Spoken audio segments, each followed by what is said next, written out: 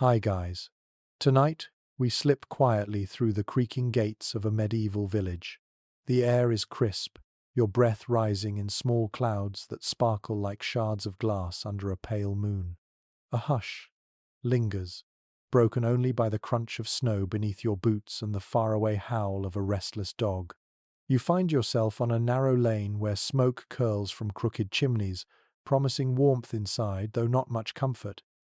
Already the season is deep, and the people here know well that survival depends on how much they've tucked away since the harvest. So, before you get comfortable, take a moment to like the video and subscribe, but only if you genuinely enjoy what I do here. And if you feel like it, share your location and the time of night in the comments below. Now, dim the lights, and let's walk deeper into the story. You press on, noticing how the houses lean together, as if whispering secrets against the cold. Every doorway is lined with frost, like a silver frame around the lives within. Inside, families huddle close to fire pits. Their food is not a matter of taste or luxury, it is a question of survival. When the winter winds batter the thatched roofs, what lies in the pantry makes the difference between health and hunger. And here's the cheeky truth: you probably wouldn't last a week. You duck into one such home, the low rafters making you stoop. A family gathers around a modest table, a simple board propped by uneven legs. In the center sits a wooden bowl filled with dark bread, so dense it could nearly break a tooth. This bread is lifeblood, baked from whatever grains could be coaxed, from poor soil, rye, oats, barley. Wheat, the prized grain, rarely reaches peasant hands, reserved for nobles and monasteries. Historians still argue whether medieval villagers truly despised their black bread or simply accepted it with stoic resignation. Either way, you chew slowly, the flavor earthy and slightly sour, the texture heavy but oddly satisfying. Around the hearth, a pot simmers, though its contents are humble. A thin gruel, made by stretching ground oats with water, perhaps a pinch of salt if fortune allows.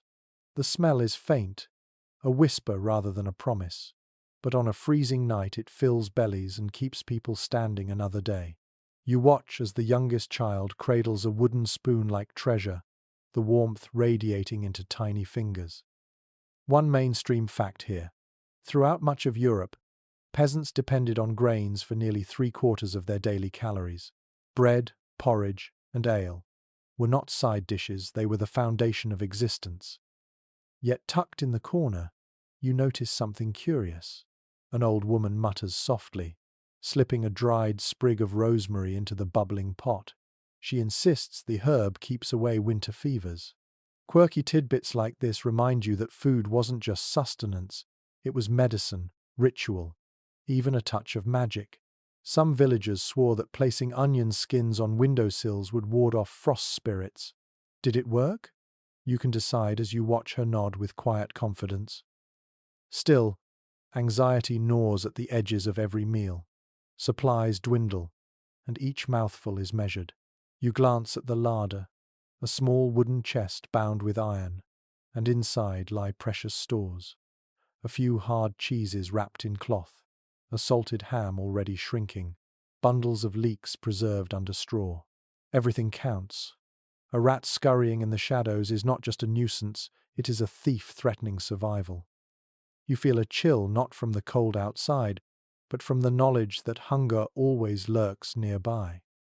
You shift closer to the fire, the crackle of burning wood like a lullaby. Children drift into sleep, their cheeks pink from the heat, while parents keep eyes open, counting in silence how many loaves remain, how many weeks until the thaw. And you, a visitor from another time, can almost hear the quiet math of survival echoing in the room. Will the bread last until spring? Will the ale barrels stretch far enough? Historians still debate how often peasants truly starved in normal winters. But what's certain is the memory of famine haunted every household, shaping habits of thrift and ritual. As you lean back, eyelids heavy, you realize the frost at the door is more than decoration. It is a constant reminder that winter tests both body and spirit. You've taken your first step into their world, where every crumb is precious, and every fire must burn through the night.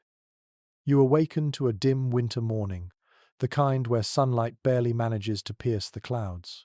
Your breath fogs the air inside the cottage, for even the hearth, smouldering with last night's embers, cannot chase away the chill.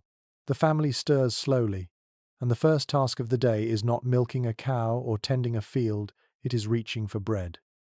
The loaf on the table looks nothing like the fluffy slices you know.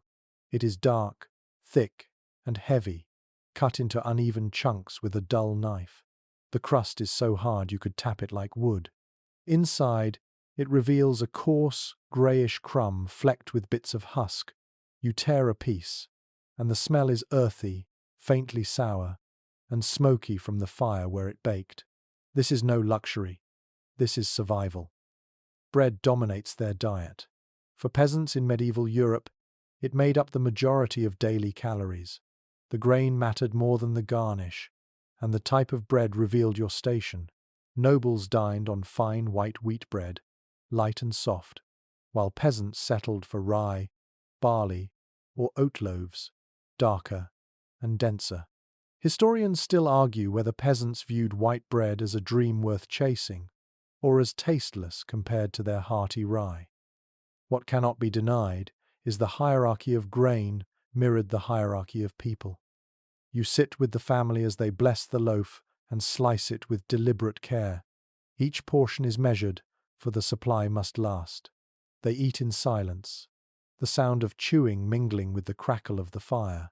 Butter is absent, cheese rare, and the bread is often washed down with thin ale to soften its dryness. You probably won't survive long gnawing on such a thing, yet for them it is both comfort and necessity. In lean years, bread might be bulked out with peas, beans, chestnuts, or even ground acorns. One quirky tale tells of desperate villagers mixing sawdust into flour to trick their stomachs into feeling full. Imagine biting into that splinters between your teeth, grit scraping your tongue, yet the choice was simple. Eat what you have or starve. Still, not every loaf is equal. You wander outside, and in the village square, the Lord's steward collects his share of the grain tax. Wheat sacks are loaded onto carts bound for the manor, while peasants return home with their rye. Bread becomes a symbol not only of nourishment, but of social order. The very word companion, in Latin campanus, means with bread. To break bread together was both an act of survival and of community. You follow a child carrying a loaf wrapped in cloth, heading to the church. Here, on feast days, bread may be blessed and shared, sometimes mixed with holy water or salt. Did it taste better for the blessing? Historians still debate the significance, whether spiritual or purely symbolic. But for villagers, the line between faith and food blurred easily. Bread was body and spirit alike. Inside another home, you see a woman kneading dough, her arms dusted with flour. She works it on a rough wooden board, pressing rhythmically while whispering a charm to keep away hunger spirits. The dough rises slowly near the hearth, covered with a cloth. The smell of yeast lingers in the room, faintly sweet and alive. Later, she slides it into a clay oven, and smoke curls as if the loaf itself breathes. That oven is not hers alone. Often, the whole village shares a communal bakehouse, each family marking their bread with a symbol, crosses, initials, or simple cuts to claim it when finished. The bread emerges hard, cracked, but nourishing. The family gathers around it almost reverently. For them, each loaf is not just food, but insurance against the cold and long nights. The crust resists your teeth, but once you break through, the dense chewiness fills your mouth. Slowly, warmth spreads through your body, not just from the calories but from the act of eating something that ties you to the earth itself. You lean back, crumbs on your lips, and consider, could you live on bread alone? For many medieval peasants the answer was yes, at least through the hardest months. You'd grow weary of the monotony, but when the frost at the door threatens to bite deeper, bread is the shield between life and hunger. And so, as the family finishes their meager meal, wrapping what remains for later, You feel both the weight of their daily struggle and the strange comfort of their ritual. Bread is their lifeline, coarse but constant, humble yet holy. The morning deepens, and your footsteps crunch along a narrow path to another cottage. Inside, the family has already shifted from bread to their second daily anchor, porridge. You watch as a mother bends over the hearth, stirring a pot that hangs on an iron hook above the flames. The mixture bubbles thickly, releasing a scent of warm grain, simple, filling, and steady.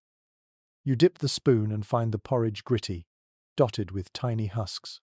Oats and barley dominate here, sometimes millet or buckwheat depending on the region. It is well documented that such gruels were the backbone of countless winter mornings, eaten not for pleasure, but for energy to face the day. With a little salt, the taste improves. With a dash of honey, it becomes almost indulgent. Without either, it remains plain but sustaining. A curious custom emerges as you watch a child sprinkle dried herbs into the pot, maybe sage, maybe parsley. Villagers believed certain greens could keep away winter coughs or drive off evil spirits that prowled when nights were long. Sometimes, small bits of stale bread were tossed into the porridge, not to waste even a crumb. Other times, ale was added instead of water, lending a faint tang. You smile at the thought breakfast laced with beer before the day's work begins.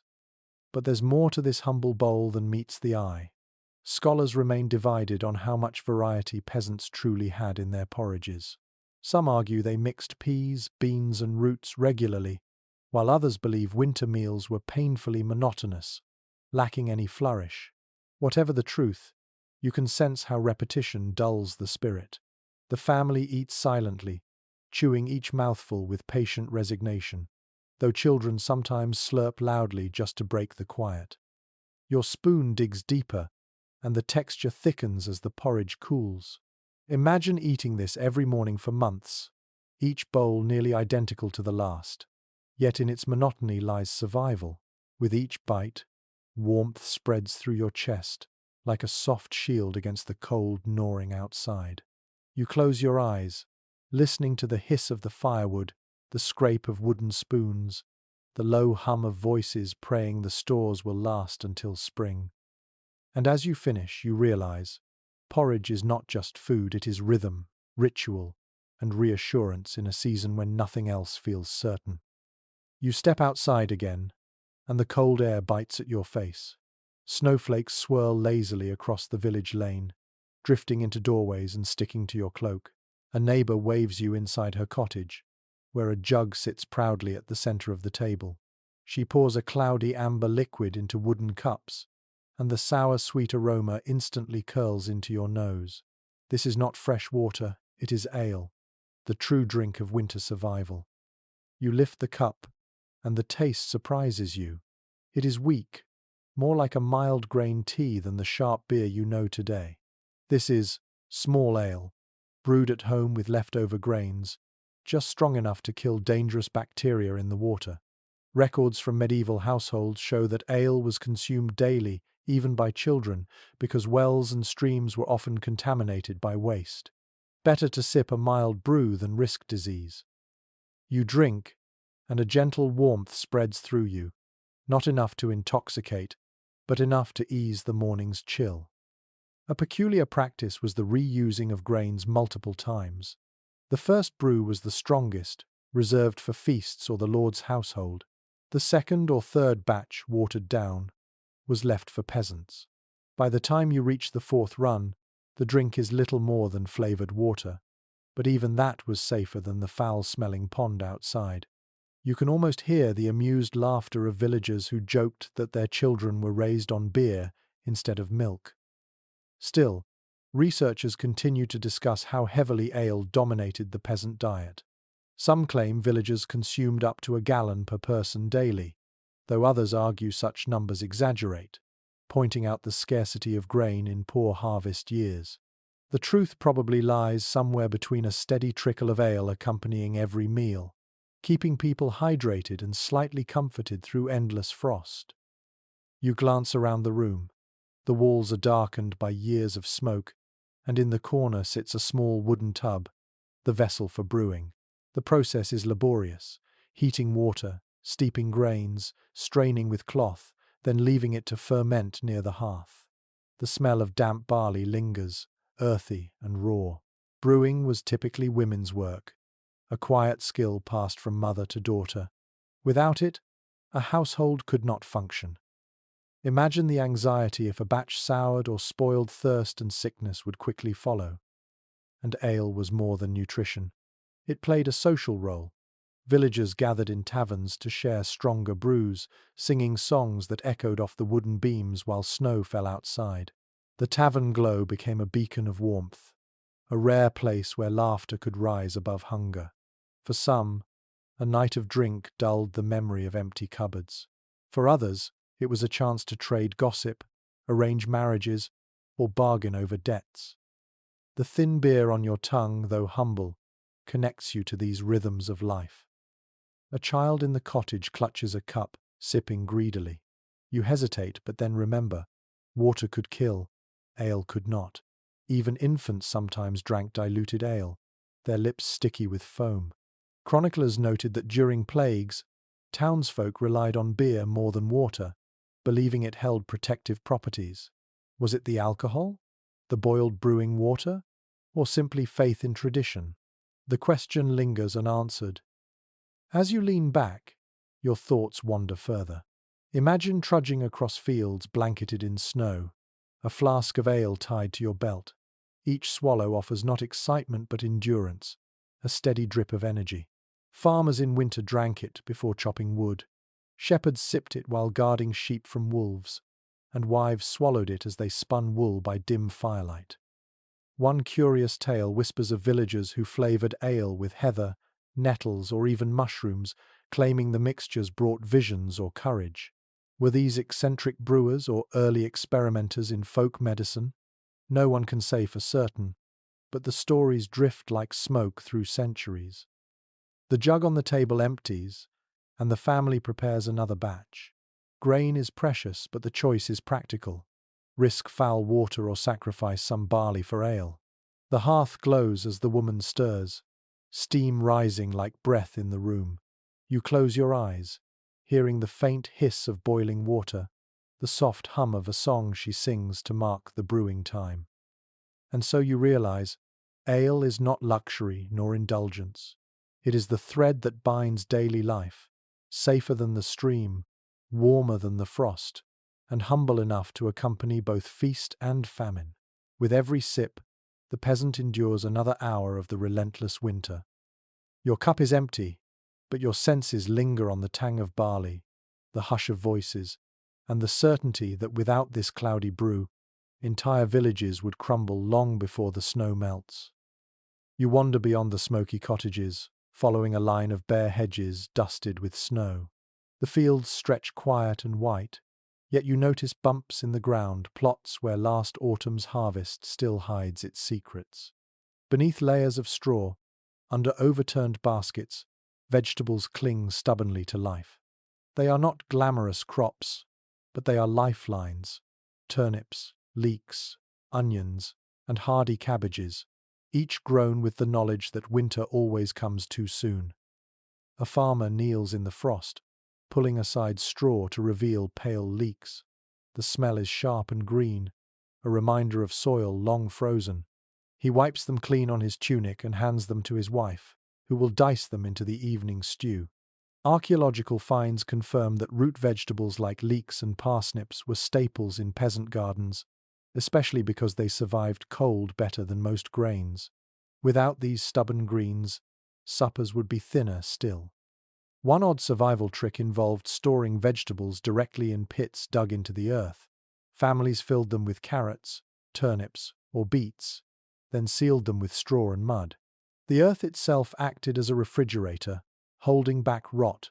Imagine digging into frozen ground to retrieve food when your fingers are numb and the wind slices like a knife. Yet this ritual was repeated again and again, each retrieval a small victory over winter. Researchers continue to dispute how diverse these gardens truly were. Some argue peasants cultivated an impressive variety of plants, from beans to peas to herbs, while others suggest the average winter diet narrowed sharply to just a few hardy survivors. The truth probably differed village to village, depending on soil, climate, and luck. Still, you can picture families huddled over their garden plots in autumn, praying the cabbages would hold out until March. You step closer and notice a strange bundle hanging from the rafters of a shed, onions braided together in long ropes.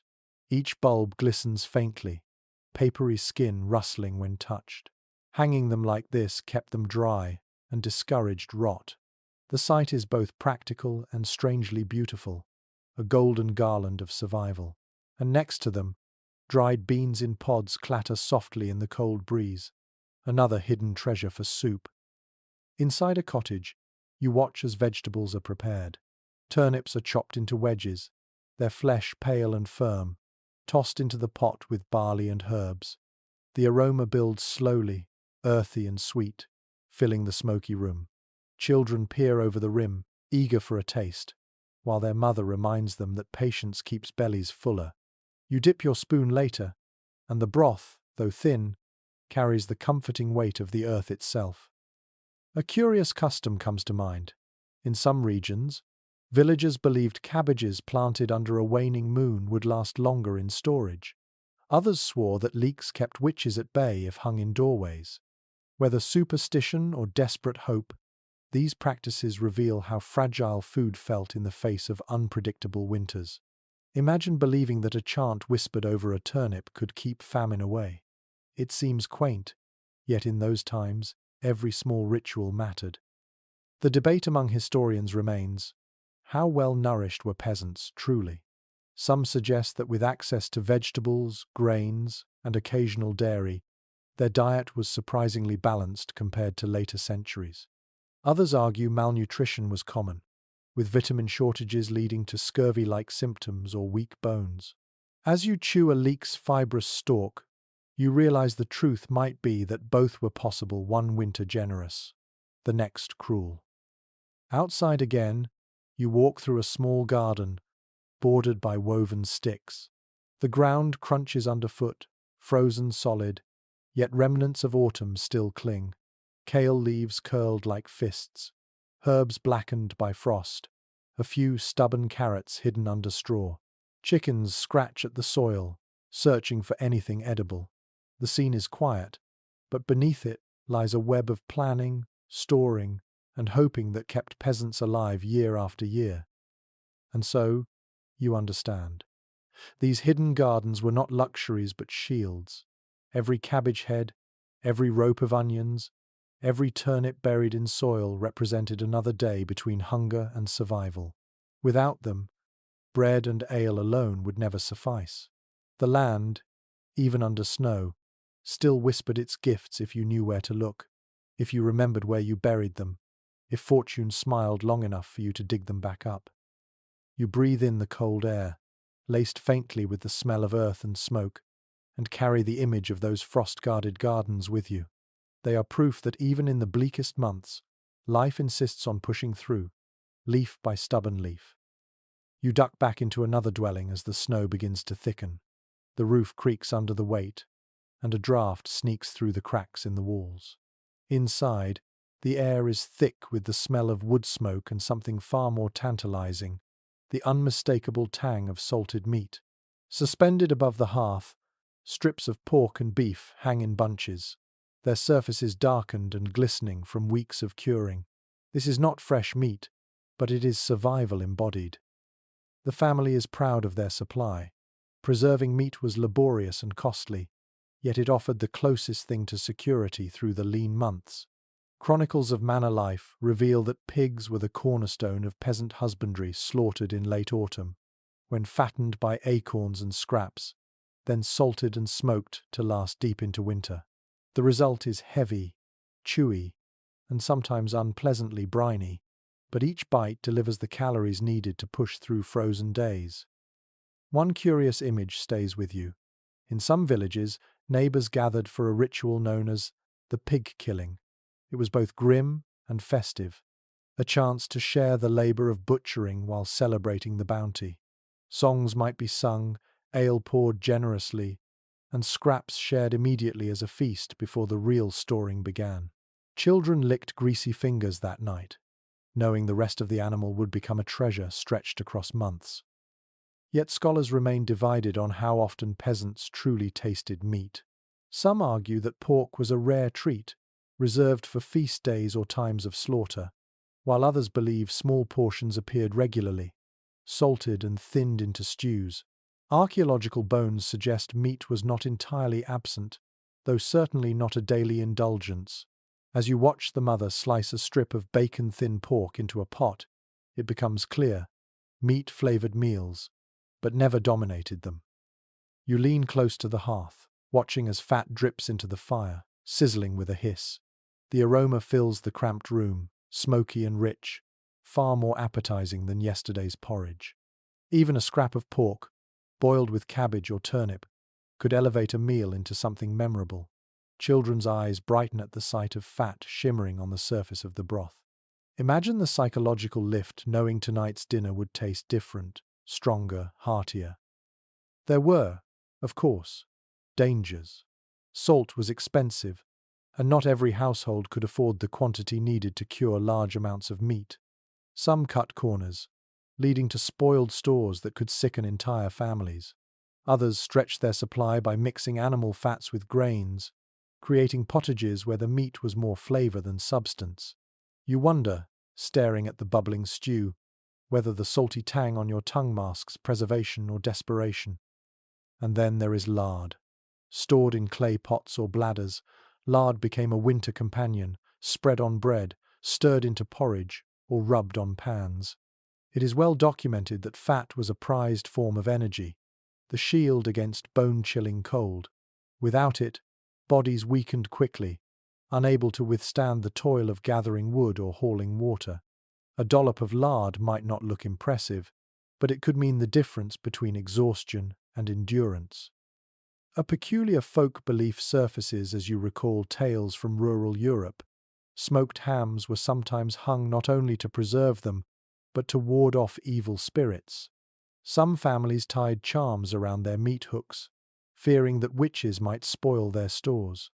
Did they truly believe a jealous neighbor could hex a ham? Perhaps. But when winter sharpened its claws, suspicion grew easily, and every safeguard mattered. The debate continues in academic circles about the balance between dairy, fish, and meat in the peasant diet. Was salted pork the true backbone, or were fish and cheese more common? Excavated middens reveal bones, shells, and potsherds, yet the proportions remain elusive. For you, seated at the hearth watching salted beef soften in the pot, the argument feels abstract. What matters is the steam rising, the anticipation of flavor after days of bland gruel.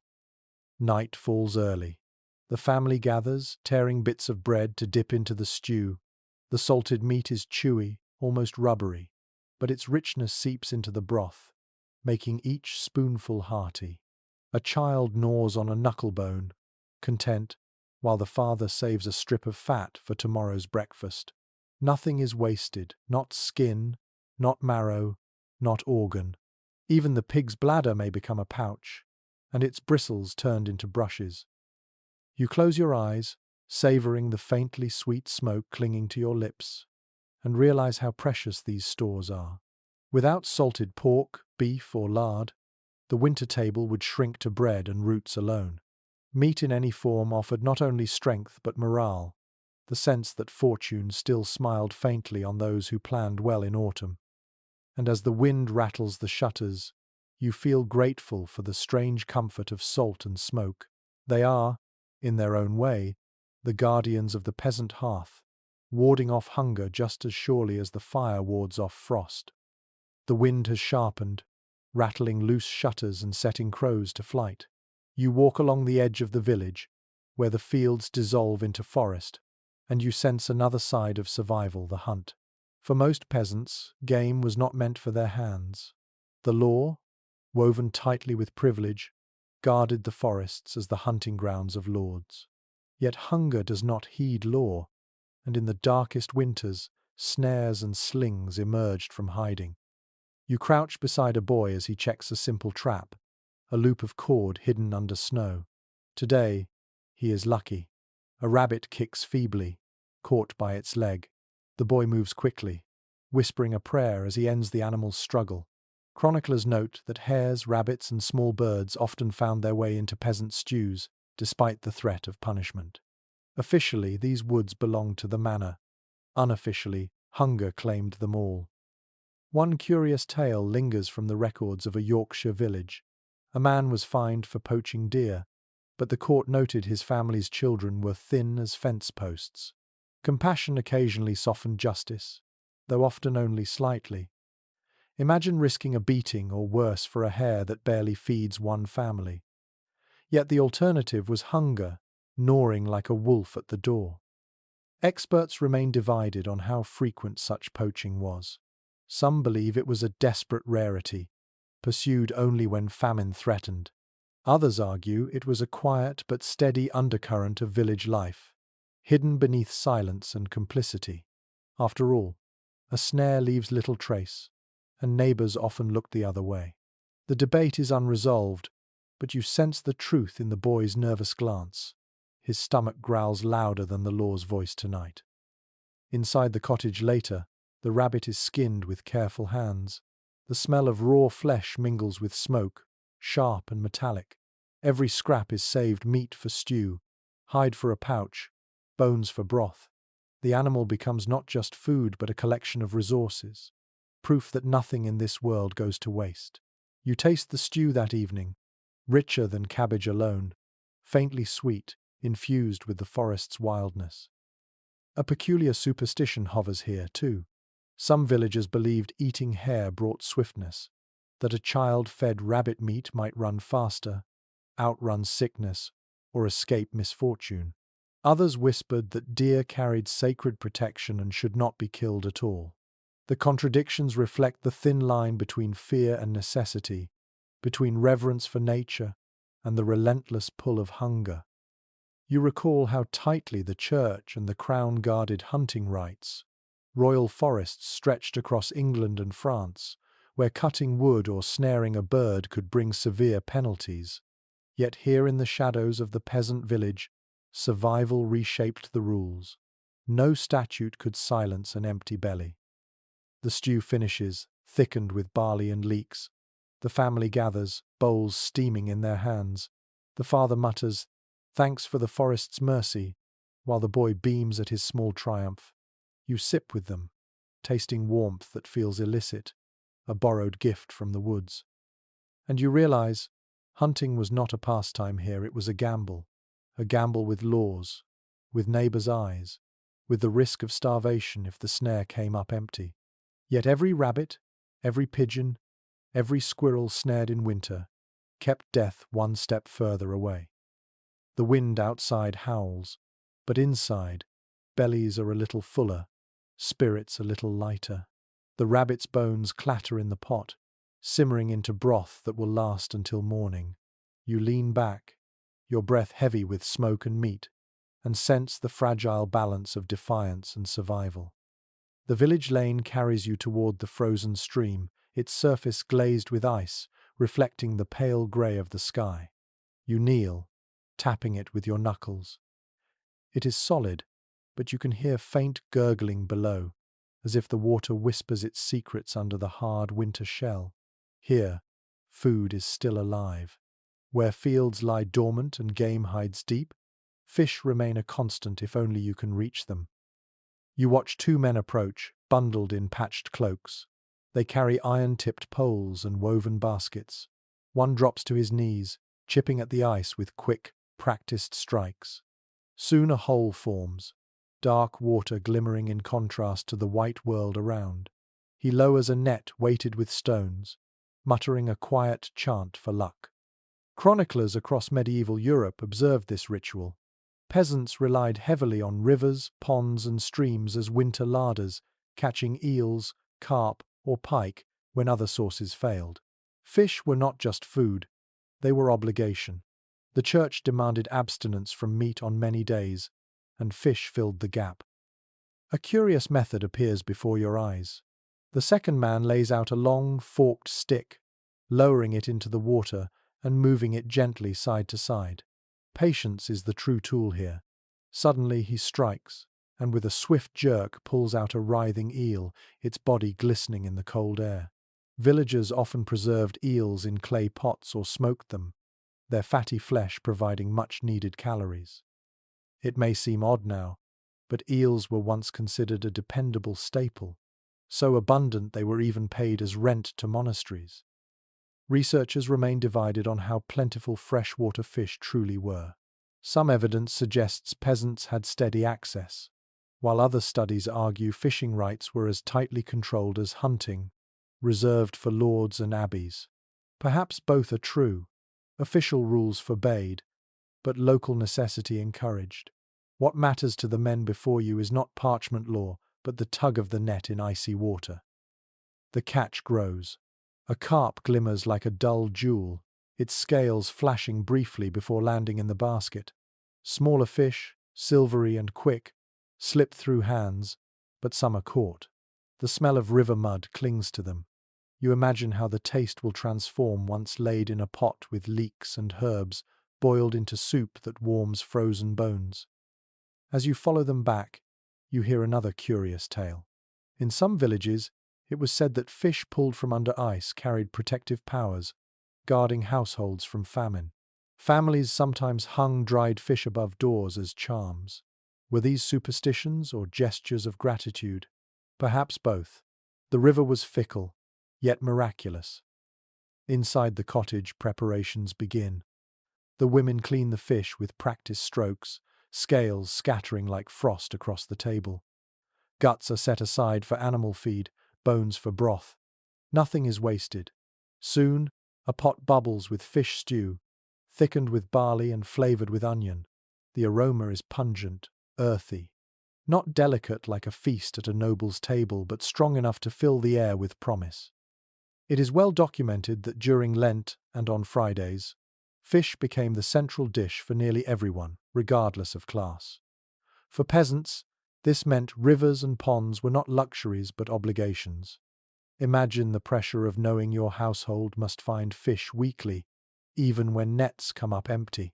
Families improvised, stretching salted herring imported from the coast or boiling bones into thin broths. The flavor might be weak, but the ritual mattered as much as the sustenance. You taste the stew now. The broth is salty, the fish tender but riddled with bones. You spit one out, amused at the small annoyance. While the children giggle, they have learned to swallow carefully, biting gently to avoid sharp splinters. The warmth spreads through you, and for a moment the chill outside feels far away. One peculiar survival trick surfaces in your thoughts. In some northern regions, villagers buried barrels of fish in snowbanks to ferment. The result was pungent, almost unbearable to outsiders, yet a dense source of nutrition when fresh catches were impossible. To you, the smell might repel. To them, it was life preserved. The scholars' debate continues on whether peasants resented the church's fasting rules or embraced them as cultural rhythm. Did fish become monotonous duty, or did it add valued variety to their diet? You watch as the family savors each spoonful of eel-laced broth, their eyes closed as if tasting something rare. For them tonight, fish is not burden but blessing. Later, as the bowls empty and bones clatter in the pot, you walk outside once more. The stream gurgles under its frozen skin, still hiding abundance. You hear the echo of nets splashing, poles striking, and voices rising in hope. Winter is long, but the river remains alive, whispering that beneath the ice, life always swims onward. And in that whisper lies the peasant's faith. As long as water flows, hunger may be delayed another day. The snowdrifts soften as you approach another homestead, and before you even step inside, you catch a faint, tangy aroma. It is not the smoke of burning wood or the sharpness of onions, it is cheese, resting patiently in the cool corners of the cottage.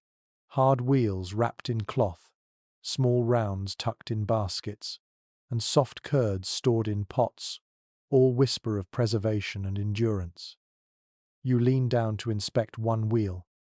Its rind is mottled, rough beneath your fingers. When cut, the inside reveals a pale ivory crumb, firm and dry. Chroniclers of monastic life noted that monasteries produced great quantities of cheese, often trading or selling it to nearby villages, and peasants too made their own when cows or goats allowed. For households lucky enough to keep animals, cheese was a winter blessing, its proteins and fats steady companions when fresh milk vanished in the cold. A curious detail catches your attention. In some places, villagers stored their cheese in ash or wrapped it in nettles, believing this preserved both flavor and fortune. Others rubbed the rind with herbs or salt to ward off mold. Imagine lifting the lid of a clay jar and finding the scent of thyme clinging faintly to the wheel within it. Not just food, but protection layered carefully over each bite. There is ongoing discussion among food historians about how central dairy truly was to peasant diets. Some argue that milk was often sold to markets or owed to lords as rent, leaving families with little to spare. Others counter that goats and sheep, being hardy, ensured at least modest supplies of curds and butter throughout the year. The truth likely varied from valley to valley, depending on herds, climate, and obligations. For this family, judging by the neat stack of rounds, cheese was clearly a lifeline. You watch as the father cuts thin slices, placing them carefully atop hunks of rye bread. The cheese is sharp, almost nutty, its tang cutting through the dense bread's heaviness. Children chew with solemn focus, as though each bite is both nourishment and ritual. Cheese is not squandered, it is rationed, measured, made to stretch. A thick slice today might mean none tomorrow. The process of making it fascinates you, the mother explains, her hands miming the steps, milk warmed by the hearth, rennet stirred in, curds cut and pressed, whey drained away.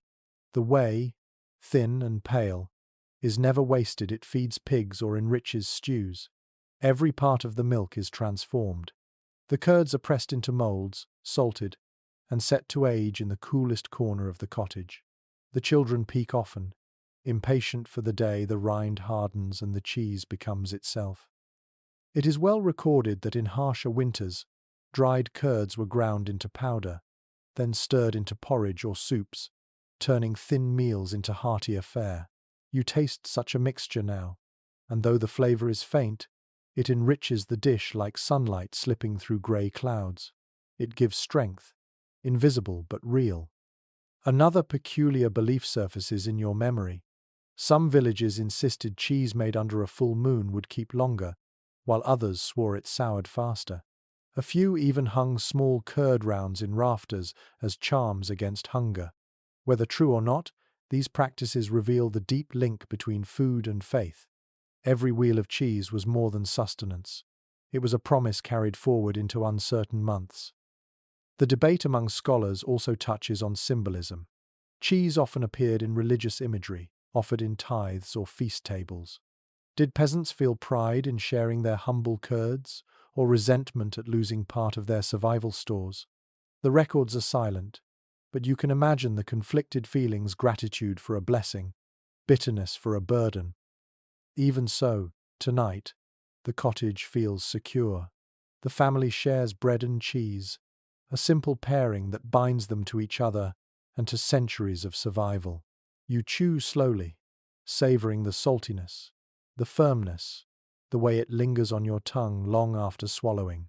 Cheese, unlike porridge, carries flavor as well as fuel. It is no wonder peasants smiled when their animals produced milk enough for curds. Later, as the fire burns low, you notice small wheels stored under straw in a chest. Their smell mingles with wood smoke, earthy and sour, a quiet assurance that tomorrow will not come empty-handed. You realize how extraordinary such a small detail is. To us, cheese is ordinary. But here it is, the difference between despair and comfort, monotony and variety. And as you settle back, the thought strikes you. The humble wheel is a time traveler, carrying the warmth of autumn pastures into the dead of winter. Each bite is not just survival but memory, the echo of green fields, of cows lowing in sunshine, of goats clattering over hills. It is the taste of summer preserved for nights when snow presses heavy on the roof. The wind sighs against the thatch as you step into a smaller cottage tucked at the edge of the village. Here, the smell is subtler than meat or cheese, lighter, almost fragile. A hen clucks softly in the corner, feathers puffed against the chill. She scratches near the hearth, pecking at crumbs tossed to her by the children. And there, under a woven basket, you find winter's quiet treasure, eggs. You pick one up carefully. The shell is thinned, its surface slightly rough beneath your fingers. Eggs in winter are rare gifts. Chickens slow their laying as daylight dwindles, and in the deepest cold, some stop altogether. It is well documented that medieval peasants treasured even a handful of eggs, hoarding them for feast days, or slipping them into potages to enrich thin broth. The taste, richer than porridge, lifted spirits as well as bodies. A curious custom lingers here. The children whisper that if you place the first egg of the new year under the threshold, it will protect the family from hunger until spring. In some places, eggs were dyed or blessed, long before Easter customs solidified, symbols of rebirth hidden in the heart of winter. You smile, imagining the delight of finding a single fresh egg on a bleak morning. Scholars continue to debate how frequently eggs truly appeared on peasant tables. Some argue they were too precious to eat regularly, more often given as rent or sold at market. Others counter that small household flocks ensured a steady trickle, enough for stews, breads, or occasional treats. Perhaps the truth lies in between, a scarcity that turned every egg into a decision. Will it be eaten, traded, or saved for a holy day? You watch as the mother cracks 2 eggs into the evening pottage. The yolks glow golden in the dim light, swirling into the stew with barley and cabbage. The broth thickens slightly, releasing a richer aroma that seems to coat the air itself. The children lean forward, eyes wide, as if something miraculous has entered the pot. And in a way, it has. A single egg transforms the ordinary into a feast. The father slices bread, dipping it into the stew to soak up the yolk's flavor. The taste surprises you, velvety, warm, comforting in a way bread and roots alone could never achieve. The richness clings to your tongue, spreading warmth down to your chest. You think of how modern palates take eggs for granted, yet here, 1 or 2 can brighten an entire week. It is well recorded that eggs also carried symbolic weight in medieval imagination. They were offered as tithes to the church, used in remedies against fevers, and sometimes placed in fields to bless the soil. Villagers might even rub an egg on the sick, believing it would absorb illness. These gestures, curious to us, reveal how deeply food and faith intertwined. When resources are scarce, even the smallest item takes on magic. The children, still hungry, scrape the pot clean, licking traces of yolk from their fingers. Their laughter echoes through the smoky room, lighter now than the night before. A single egg has shifted the mood. You marvel at how survival here is not only about filling bellies but about restoring spirit. Later, you step outside into the moonlit yard. You hear hens rustling in their coop, feathers shuffling softly. A faint warmth radiates from the straw bedding, where tomorrow's eggs may or may not appear. The uncertainty is part of the rhythm, some days empty, some days blessed. One peculiar superstition comes to mind. Villagers believed witches could steal a hen's ability to lay by muttering charms. To protect against this, women placed iron nails near the coop or chalked crosses on the door. Whether or not they believed in magic, such acts reveal a quiet desperation to safeguard every fragile shell. Imagine depending on a creature so small, hoping each morning that she will leave behind a gift smooth and oval in the nest. As you walk away, your breath rising in clouds, you carry the sense that eggs were more than food. They were hope, delicate and uncertain. Each shell was a promise, fragile as glass, yet strong enough to carry a family through one more day of winter. And in that promise, you hear the whisper of endurance, not grand feasts, not lavish banquets, but the simple crack of an egg against a clay pot, the hiss as yolk meets broth, and the quiet joy of children tasting something golden on the darkest of nights. The path between cottages narrows, snow packed firm by countless boots. You duck into a larger home this time, where the air feels heavier, laden with the scent of fat. Not the fresh aroma of roasting meat, but the lingering smell of butter and lard stored carefully for the season. These two, pale and unassuming, are as important as bread or porridge. They carry the weight of survival in ways you might not expect. You glance at the table, where clay pots line the edge, each sealed with cloth and string. Inside glimmers pale butter, hard from the cold, its surface flecked with bits of straw from storage. Beside it rests a darker, creamier lard, spooned into a jar months ago during the autumn slaughter. Archaeological traces of fat-storing vessels confirm how common these practices were. Peasants depended on fat not only for calories but also for flavor in otherwise bland meals. One curious method involved storing butter in brine or burying it in bogs to preserve it for months. Imagine digging into the earth to pull up a lump of butter still usable after a whole season underground. Some even believed bog butter gained a deeper flavor, though to modern taste buds it might seem more earthy than appetizing. Still, the ingenuity shines. When survival is the goal, nothing is too odd. Researchers remain divided about just how often peasants truly enjoyed butter. In some regions, lords claimed rights to dairy, forcing families to hand over their best churnings. In others, especially in northern Europe, butter was abundant enough to be eaten daily. Lard, at least, was more certain. Every pig yielded fat, and every household treasured the white jars of it as if they were gold. You can sense the comfort it gave, an invisible shield of energy against long days of labor in frozen fields. You sit by the hearth as the mother slices a loaf of rye bread. She spreads a thin smear of butter, pale and stiff, across the crust. The taste is simple but profound. The bread softens, the flavor deepens, and suddenly the meal feels fuller. Even a small amount transforms survival food into something closer to joy. Children squabble for their share, dipping fingers into the pot when the parents look away, their lips shiny with fat. It is well recorded that lard served as the foundation for countless stews and porridges. A dollop melted into boiling barley changed everything. What might otherwise taste watery and thin became hearty, clinging to the spoon, filling bellies longer. You try it yourself, watching the fat dissolve into broth, and the aroma swells instantly richer. A flicker of hope rises in the smoky room as bowls are passed around. A peculiar folk practice emerges in your mind. In some villages, butter was thought to carry protective powers. Families smeared it on doorposts at New Year's to bless the household, or rubbed it on cattle horns to keep them healthy. Some even left small lumps at crossroads as offerings to wandering spirits. It seems strange to imagine wasting such precious food on ritual, but when fear and faith run side by side, even fat becomes sacred. The family you watch now tends their lard carefully, scraping it only as needed. A clay pot is opened, the surface smooth and white.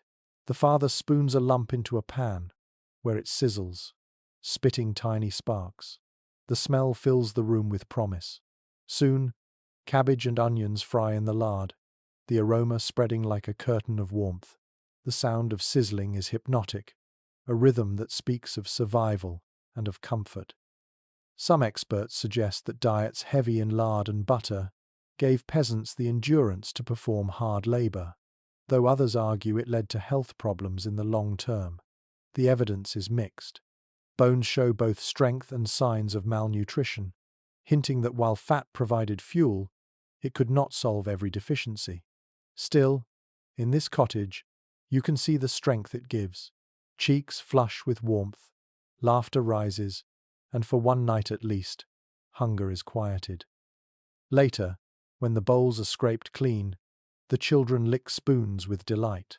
Their mother wipes the pots and seals the jars again, tucking them into cool corners, hidden from rodents. Each jar is a promise of another meal, another day survived. You think of the modern refrigerator, and then of this cold, smoky room, where clay and straw perform the same miracle with less certainty. The debate among historians continues on whether butter was luxury or staple. But as you wipe fat from your lips, you know the answer here. For these villagers, it is both. It is the difference between monotony and flavor, between exhaustion and endurance. It is a lifeline made visible in every glistening spoonful. And so, as you settle by the fire, the smell of fried cabbage lingering in your hair, you realize winter survival is not only about grain or meat. It is also about what melts into the pot, what coats the bread, what lingers on your lips long after the meal. Butter and lard may seem humble, but in this season, they are wealth measured not in coins, but in calories. The snow has eased by morning, and the air carries a faint crispness, cleaner now that the storm has passed. As you wander toward the village's edge, a new scent draws you in, sweet, rich, and golden. Inside a modest cottage, a family gathers around something extraordinary, a small clay pot filled with honey. In a world where sugar has not yet found its way into daily life, honey is the rare treasure that sweetens both meals and moods. You lean close, and the pot glows faintly in the dim firelight, its sticky contents glimmering like captured sunlight. Records from medieval accounts confirm that honey was the primary sweetener available to peasants before imported sugar became accessible centuries later.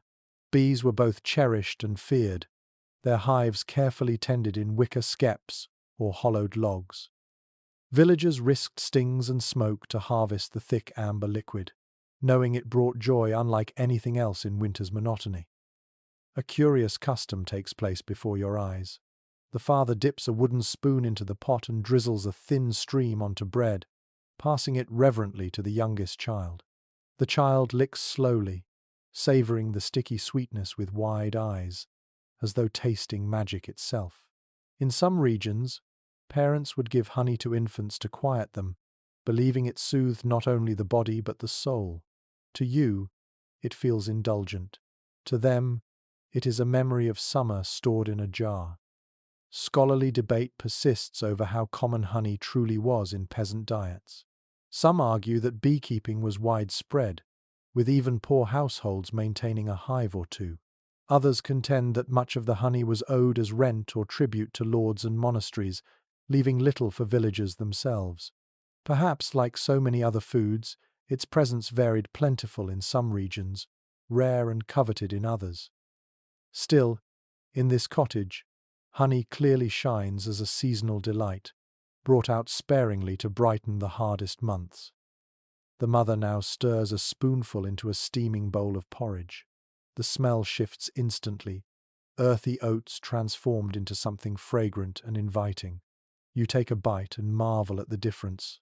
Sweetness softens the coarse texture, making it feel less like survival and more like comfort.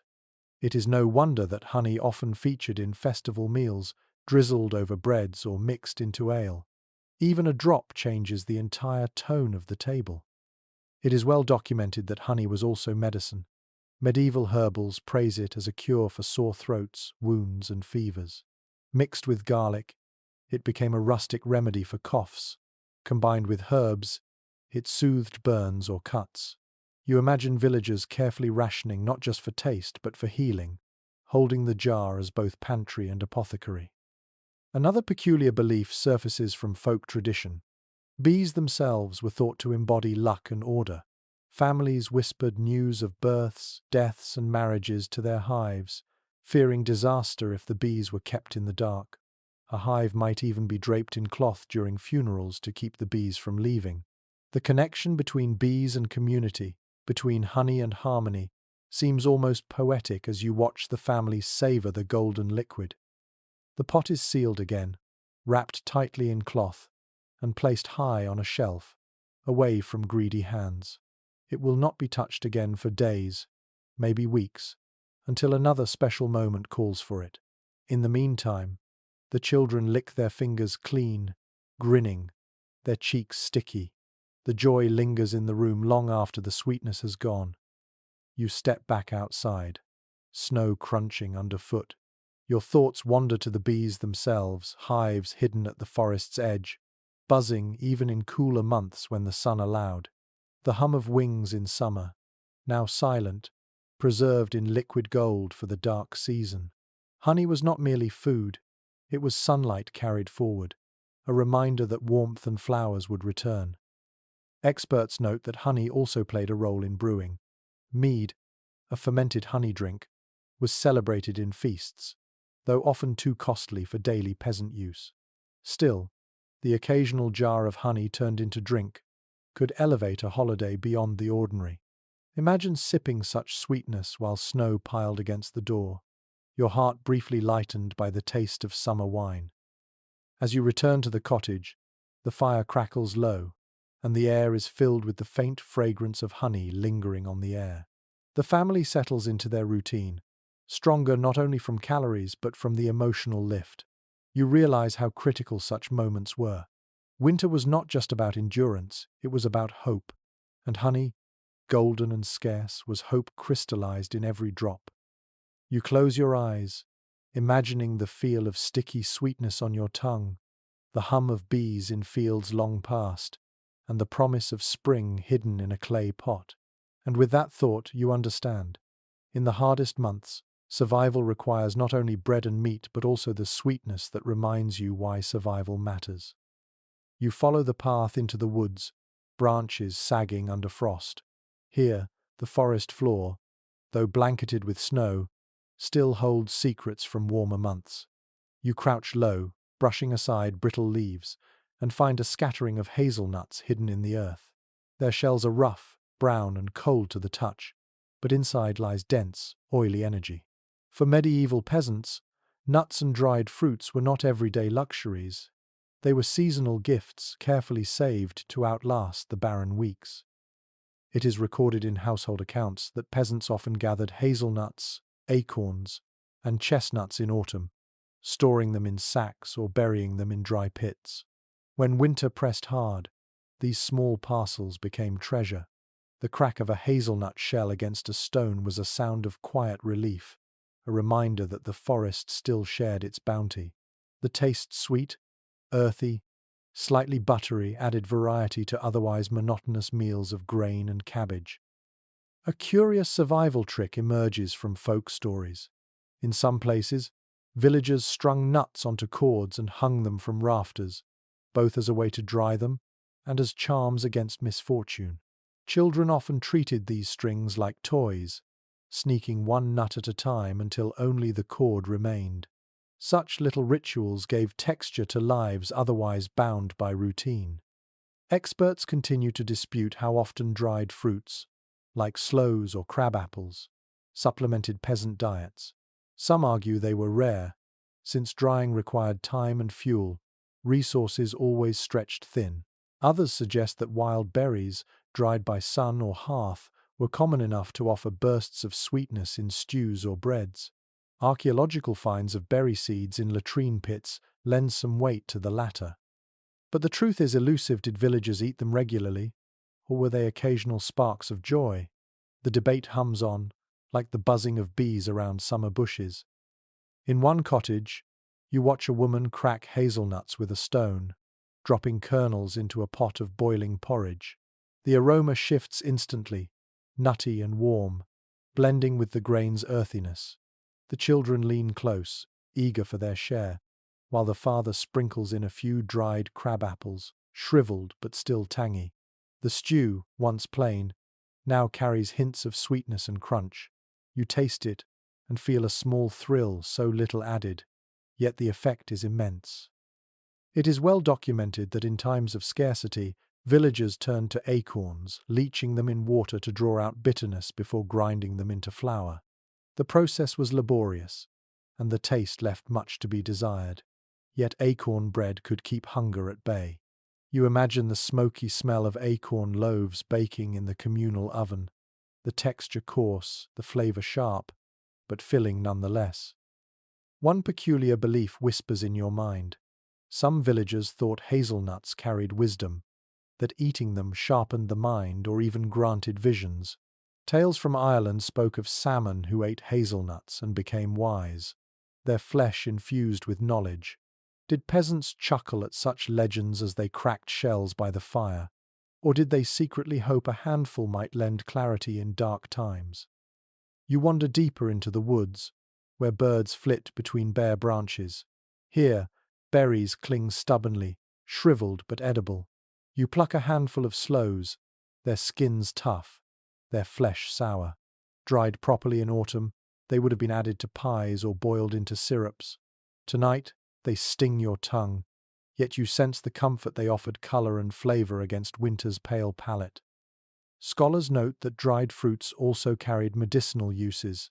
Rose hips, rich in vitamin C, were boiled into tonics against scurvy-like illnesses. Whether villagers understood the science is doubtful, but they believed in the healing warmth of such brews. Imagine sipping a steaming cup of berry infusion while the snow howls outside, each swallow a thread tying you back to summer fields. In another home, you see a sack of walnuts, their shells darker, harder to crack. The father works patiently, hammering them open, while the children nibble the soft kernels. Their fingers glisten with oil, and they laugh, wiping them on their tunics. For a brief moment, the winter feels lighter. Nuts may not last forever, but while they do, they turn monotony into festivity. The debate still lingers. Were nuts and berries marginal to survival or quietly essential? You suspect the truth lies in their dual role. They did not provide the bulk of calories that was bread and porridge's burden, but they added hope, joy, and variety, softening the sharp edge of hunger. Sometimes survival is not only about fuel, but about keeping despair at bay. As the fire burns low, you close your eyes and imagine the crunch of hazelnuts, the tartness of dried sloes, the sticky sweetness of crab apples. These are not banquets. They are footnotes in the winter diet. Yet in those footnotes lies humanity, the impulse to savour, to delight, even in hardship. You rise, leaving the cottage as the wind rattles bare branches outside. Somewhere beneath the snow, roots hold tight, and stored nuts wait patiently. And you realize winter survival is a story written not only in loaves and hams, but also in the small, overlooked treasures that slip quietly into bowls, brightening the long march towards spring. The snow crunches beneath your boots as you return to the heart of the village, where smoke from dozens of chimneys curls upward in pale grey ribbons. You enter another cottage, and the first thing that greets you is a fragrance both sharp and soothing, herbs simmering in a pot. Not the grand spices of far-off markets, those belong to lords and merchants, but the humble greenery of the cottage garden. On the table rests a bundle of dried stalks tied with twine, thyme, parsley, dill, and wild garlic, all gathered months ago and now crumbling but still fragrant. It is well documented that peasants relied on such herbs not only to season otherwise bland dishes, but also to heal wounds, calm fevers, and ease winter's coughs. The smell rising from the cauldron is proof enough. Simple barley stew transformed into something more complex, something almost luxurious, by a handful of herbs tossed in at the right moment. A curious detail reveals itself in the corner. The grandmother takes a sprig of rosemary, not to cook, but to wave gently through the air, muttering that it keeps away bad humours and restless spirits. In some regions, villagers even tucked garlic cloves into door frames, convinced it would repel witches or ward off illness. You smile at the sight. Food and faith intertwine so tightly that the act of cooking becomes an incantation. Scholars continue to discuss just how effective these herbal practices were. Some argue that the antimicrobial qualities of garlic and onion genuinely helped, while others dismiss most as superstition cloaked in ritual. Perhaps both are true. You sip from the bowl now and feel a warmth beyond calories, as if belief itself has flavour, woven into every spoonful. The mother explains how she dried the herbs in late summer, hanging them from the rafters, where smoke preserved them from rot. Now, in the depths of winter, she crumbles them into stews with practiced hands. The texture of dried thyme is brittle, the scent sharp when crushed. Even a pinch changes the broth from watery to savoury. Imagine how this tiny transformation would feel when meals stretch thin for weeks. It is recorded in monastic herbals that peasants often shared knowledge of healing plants across generations. Parsley for digestion, sage for sore throats, fennel for easing childbirth. These lessons, half memory and half faith, bound communities together. And though scientific certainty was absent, the rituals gave confidence, something just as important as medicine when nights felt endless. One peculiar folk custom comes to mind.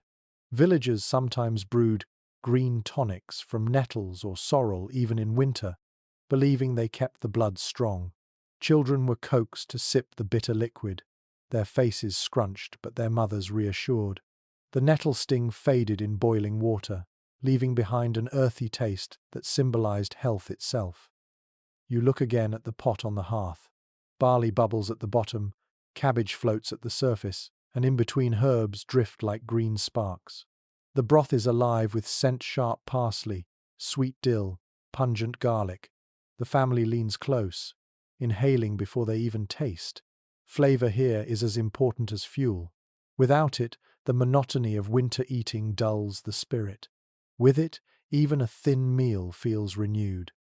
Debate lingers among historians about whether peasants had access to imported spices at all. A few rare records mention pepper or cinnamon appearing in villages, usually smuggled or gifted. But for most, herbs were the true flavor of life, rooted in their own soil, and you sense how this reality shaped their palate. Sharp, earthy, pungent, tied directly to the land beneath their feet. You dip your spoon once more. The taste is humble yet layered, a chorus of green notes against the backdrop of grain. The warmth fills your body, and you exhale, realizing how much comfort can come from a handful of dried leaves. The children laugh softly, dipping bread into the broth, their lips shiny with steam. For a moment, the cottage feels less like a battleground against cold and more like a sanctuary of flavor and faith. Later, as the pot empties, the grandmother tucks the last sprigs of rosemary into a pouch, hanging it near the doorway. She whispers a final charm, believing it will keep hunger and sickness from crossing the threshold. Whether you believe in her words or not, you can feel the steadiness it brings to the household.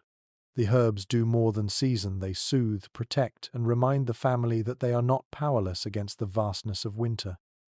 And as you step outside into the brittle air, you realize something simple yet profound. Survival is not just about filling the stomach. It is about the small sparks of taste, ritual, and belief that remind weary souls why they keep going. The herbs, fragile and fragrant, are winter's poetry, written in steam and whispered charms.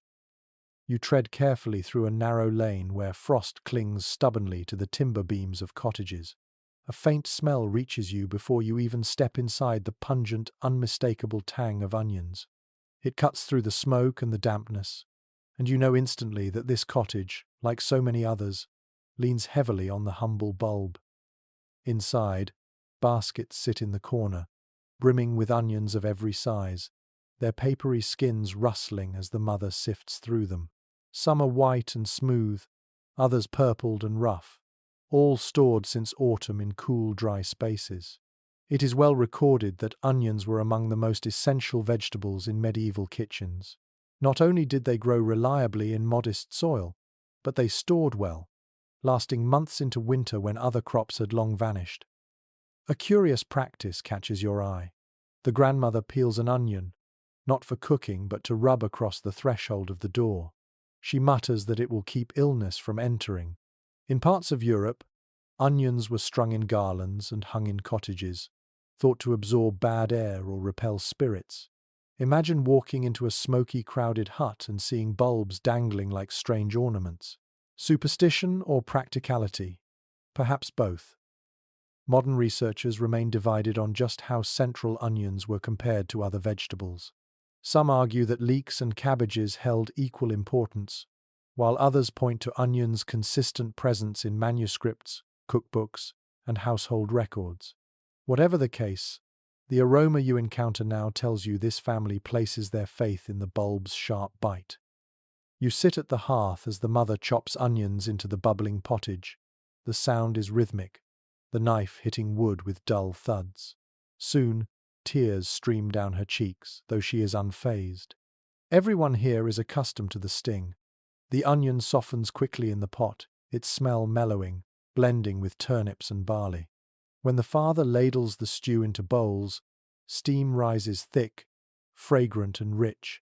You taste it sweet at first, then sharp, filling your mouth with layers of flavor. The onion turns plain broth into something memorable. It is well documented that onions doubled as medicine. They were mashed into poultices for wounds, mixed with honey to treat coughs, even roasted to ease earaches. Some villagers ate raw onions with bread before hard labor, believing the bite gave strength. And indeed, the burning flavor wakes you instantly, jolting your senses alive in a way no porridge ever could. One peculiar tale drifts from the family's conversation. During especially harsh winters, some villagers believed cutting an onion in half and placing it on the windowsill would draw out sickness. By spring, the blackened bulb was thrown away, proof that it had absorbed the season's dangers. Whether placebo or faith, such rituals reveal how closely tied food was to survival, body and soul alike. Scholarly debate continues about whether peasants grew onions primarily for their own use or to pay rents and tithes. Records suggest both. Baskets of onions delivered to lords, yet plenty left behind for stews and remedies. You imagine the strain of handing over part of your store while knowing every bulb meant a fuller winter pot. The children munch raw slices with bread, their faces twisting at the sharpness before breaking into laughter. Even in hardship, the bite of onion becomes a game. You join them, biting into a raw sliver, and feel its fire sear your tongue, lingering long after you swallow. Strangely, it leaves warmth in your chest, a reminder that survival is not always pleasant, but is always powerful. As the night deepens, the baskets are covered again with cloth, their precious cargo tucked away. You notice a string of onions hanging near the rafters, swaying gently in the draught, and you realize they are more than food. They are guardians, flavor makers, healers, and symbols. And so you step back into the frost, the tang still clinging to your lips. You carry the knowledge that peasants leaned on the onion as both shield and sustenance. In every stew, in every remedy, in every charm against the unseen, the bulb played its quiet, vital role. In the silence of the snowy lane, you think of how much weight such a simple vegetable bore. No grand feast, no lavish spice, just a bulb from the soil, storing the power to push families one more night closer to spring. The snow deepens overnight, muffling sound so thoroughly that you wake to a world hushed and still, as if the entire village holds its breath. Yet inside one cottage, the atmosphere is tense. A family gathers around their table, not for a meal, but for reckoning. A sack of grain, half empty, sits open, and the father's brow creases as he runs his hands through the dwindling kernels. The look on his face is familiar fear of shortage. It is recorded again and again in manorial rolls and local chronicles. Grain was the backbone of medieval life. Barley, rye, and oats formed the daily bread, but they were also fragile. A wet summer could rot the harvest. A cold snap could stunt it. The line between sufficiency and disaster was thin. The family you watch now knows this too well. Each scoop from the sack is a calculation, each loaf a gamble. A curious coping trick surfaces here. Some villagers stretched flour by adding peas, beans, or even ground-up weeds into their bread. In desperate times, chestnuts or acorns found their way into the mix. These loaves were coarse, bitter, sometimes barely edible, but they filled bellies. Imagine chewing bread so tough it cracked your teeth, yet feeling grateful it existed at all. Hunger does not ask for taste, it demands endurance. Scholars continue to debate how frequent true shortages were in the so-called normal years. Some argue that most villages, barring disaster, managed to feed themselves, albeit modestly. Others counter with records of frequent dearths, when prices skyrocketed and riots flared in towns. Archaeological findings of malnourished skeletons lend support to the darker view. The truth may lie in cycles: plenty one year, hunger the next, each winter tinged with uncertainty. You watch as the mother carefully measures grain into a small wooden bowl, her hands steady but her eyes heavy.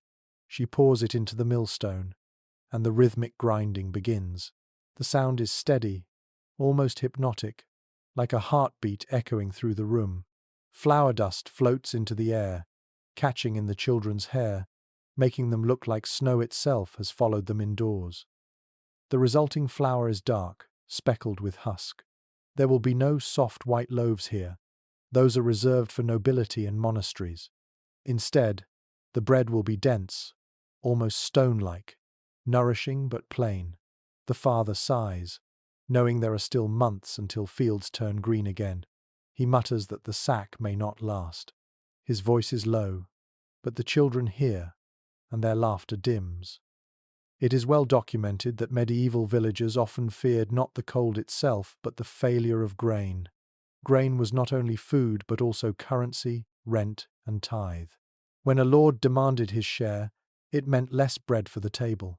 When a church required offerings, families gave even from shrinking stores.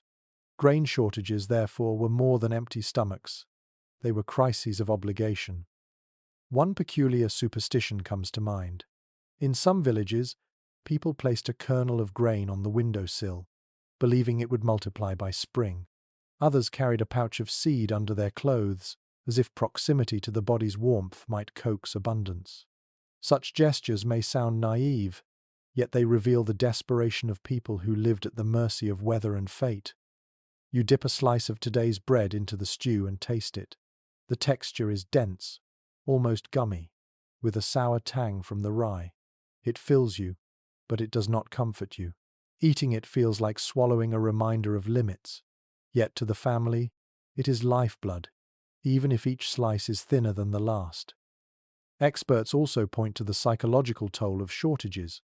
Imagine the dread of watching sacks shrink, of calculating whether to eat well now or starve later. In one recorded famine, parents reduced their own portions to feed children, sometimes collapsing from weakness. The weight of such decisions lingers silently in this cottage as the father counts kernels with his eyes. The debate among scholars continues about how villagers mitigated these crises. Did communities pool their resources, or did each family fend alone? Records suggest both. Some villages shared through custom, others fractured under strain. Tonight, you sense both possibilities. The family guards its grain closely, yet they whisper of neighbors worse off, and you wonder if sharing will come. As the bread cools, the family breaks it into equal portions. The children chew slowly, savoring each bite, while the parents remain quiet. The air is thick with more than smoke. It carries the weight of calculation, of fear not spoken aloud. You step outside into the frozen silence. The fields lie empty under snow, hiding the soil that will decide next year's fate. You realize that winter is not only about what peasants eat now, but also about what they fear they will not eat later. Hunger is not just absence, it is anticipation, gnawing months ahead of time. And as the moon glimmers over the frozen ridges, you hear the whisper of countless winters past, the rustle of empty sacks, the grind of weary millstones, the prayers murmured over fields that may or may not forgive. The air grows colder, as if the village itself sinks deeper into silence. You walk past shuttered windows, dim candlelight flickering behind them, and you feel a heaviness that has nothing to do with snow. Inside one of the cottages, you find a group huddled together not over a meal but over memories.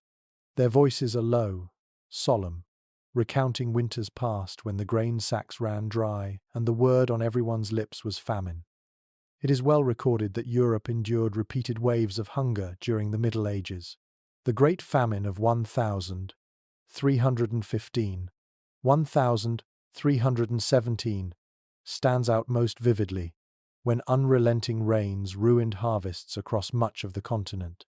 Crops rotted in fields, livestock perished in mud, and entire villages watched their food vanish. Contemporary chronicles describe people eating cats, dogs, and in desperate whispers, worse. Though centuries have passed, the memory of such winters lingered in peasant folklore for generations, shaping fears like shadows cast on every hearth. One curious tale surfaces as you listen. An old woman recalls how her grandmother once mixed ground bark into flour, creating loaves that were barely edible but kept families alive. Others mention gnawing on boiled nettle stems, chewing roots dug hastily from frozen ground. These stories are half legend, half memory, but they remind you how elastic human ingenuity becomes when pressed against starvation. Scholars remain divided on the exact death tolls of medieval famines. Some argue that mortality was catastrophic, wiping out entire regions. Others insist many communities managed to endure with resilience, if not without scars. The records are fragmented, written by clerics or lords, often exaggerating or understating, yet the debate hardly matters to the family before you. For them, famine is not a statistic but a living inheritance, retold each winter to children so they remember never to waste a crumb. The father speaks softly, describing a year when no bread could be baked because all the grain was gone by February. Villagers foraged like animals, scouring hedgerows for acorns, eating grass boiled in water until it lost all bitterness. His voice cracks when he recalls how neighbors wasted away, not suddenly but slowly, each day marked by weakness, each week by another death. The children listen wide-eyed, their bowls empty but their imaginations full. Fear mixes with fascination. They are not starving tonight, but the stories settle into their bones. Famine is not a ghost of the past. It is a possibility lurking always at the door. You notice how these tales serve more than memory. They are warnings disguised as stories, reminders to ration carefully, to plant wisely, to never grow complacent. In times of relative plenty, famine still haunted minds like an unwelcome guest. Even when bread sits on the table, the taste is tinged with caution. It is documented in parish records that famines often reshaped communities. Some villages lost so many people that fields lay fallow for years, while others saw surges of migration as survivors sought better lands. Out of hunger came new customs, sharing feasts when possible, preserving food with greater care, or storing seed grain under lock and key. The echoes of famine reshaped not only diets but identities. One peculiar belief surfaces in the old woman's tale. She claims her ancestors hung crosses made of straw over granaries, convinced it would prevent hunger spirits from stealing the harvest. In other regions, villagers lit bonfires on frozen fields, hoping to chase away the curse of cold. Whether ritual or desperation, such practices reveal how people sought to master forces beyond their control. You close your eyes for a moment, picturing the great famine's grey skies, the smell of rot in fields, the silence of empty barns. You imagine trudging through mud, feet soaked, belly hollow, clutching anything edible. Suddenly, the modest bowl of porridge you ate yesterday feels luxurious. The past weighs heavily on the present, teaching gratitude through fear. The debate continues among modern historians about whether famines were purely natural disasters caused by rain, frost, or plague, or whether political and social systems worsened them. Some argue that poor distribution, taxes, and obligations to lords deepened hunger, while others see nature as the true tyrant. Perhaps both are correct. You can almost hear the peasants themselves sigh. The cause matters less than the gnawing pain in the belly. Tonight, as the family finishes recounting these stories, they light an extra candle, as if brightness itself might ward off famine's shadow. The children fall asleep with whispers of bark bread and nettle stew still in their ears. The adults remain awake, staring into the fire, their silence filled with old memories of hunger. You step outside, the cold night pressing hard, and you realize something profound. For peasants, famine was not simply an event. It was a character in their lives, a predator that might stalk them again at any moment. It shaped their habits, their faith, their rituals, their very sense of time. And even when bellies were full, its shadow lingered, a reminder that every winter was a gamble. The snow crunches beneath your boots as you walk away, but the sound feels different now, less like frost, more like bones. You carry the stories with you as they did, reminders that survival in winter was never guaranteed, only borrowed. The bells of the parish church toll faintly across the frosty air, and you follow their echo into the village square. The people move slowly, wrapped in cloaks patched again and again, but their faces carry anticipation. Today is a saint's day, and though hunger gnaws at households, the church has promised food. You step into the shadow of the stone church, and the smell greets you roasted meat, savory and rich, a scent that feels almost impossible in the bleak midwinter. It is recorded in many manorial accounts that church feasts punctuated the otherwise monotonous diet of the poor. While lords and abbeys consumed lavishly, peasants were invited on holy days to share the leftovers. Meat from cattle, sheep, or pigs, often slaughtered as offerings or for ritual, found its way to common tables. For villagers, these feasts were not only spiritual obligations but material relief, moments when hunger gave way to abundance. A curious scene unfolds before your eyes. Children press eagerly against the trestle tables, waiting for their portion of beef dripping with fat. A priest blesses the food, sprinkling holy water, before slicing portions onto rough trenches of bread. Some families cross themselves before eating, whispering gratitude that today, for once, their meal carries flavor and fullness. In certain regions, parish records show that feasts even included sweetened puddings or spiced ale, extravagances peasants rarely tasted otherwise. Experts continue to argue about how generous these church feasts truly were. Some historians suggest that abbeys used them as acts of charity and community, giving meaningful relief in times of need. Others insist they were sporadic and insufficient, more symbolic than sustaining. Perhaps the truth lies in the middle. For a night, hunger was forgotten, but the next morning bread and porridge returned. Still, the glow of memory lingered, a reminder that life could occasionally taste of richness. You watch as villagers gather at long tables, steam rising in plumes. The air is filled with laughter, chatter, and the clatter of knives. You taste a slice of mutton, tender and fatty, juices soaking into the coarse bread beneath.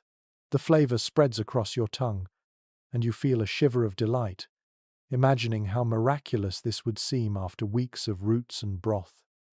The warmth seeps deeper than the food itself. It is the warmth of community, of being part of something larger than the individual household struggle. One peculiar tradition surfaces during the feast. The priest ensures that bones left from the roast are given to the poorest families, who will boil them again and again for broth. In some villages, marrow bones were even considered lucky, hung over doors as charms to attract abundance.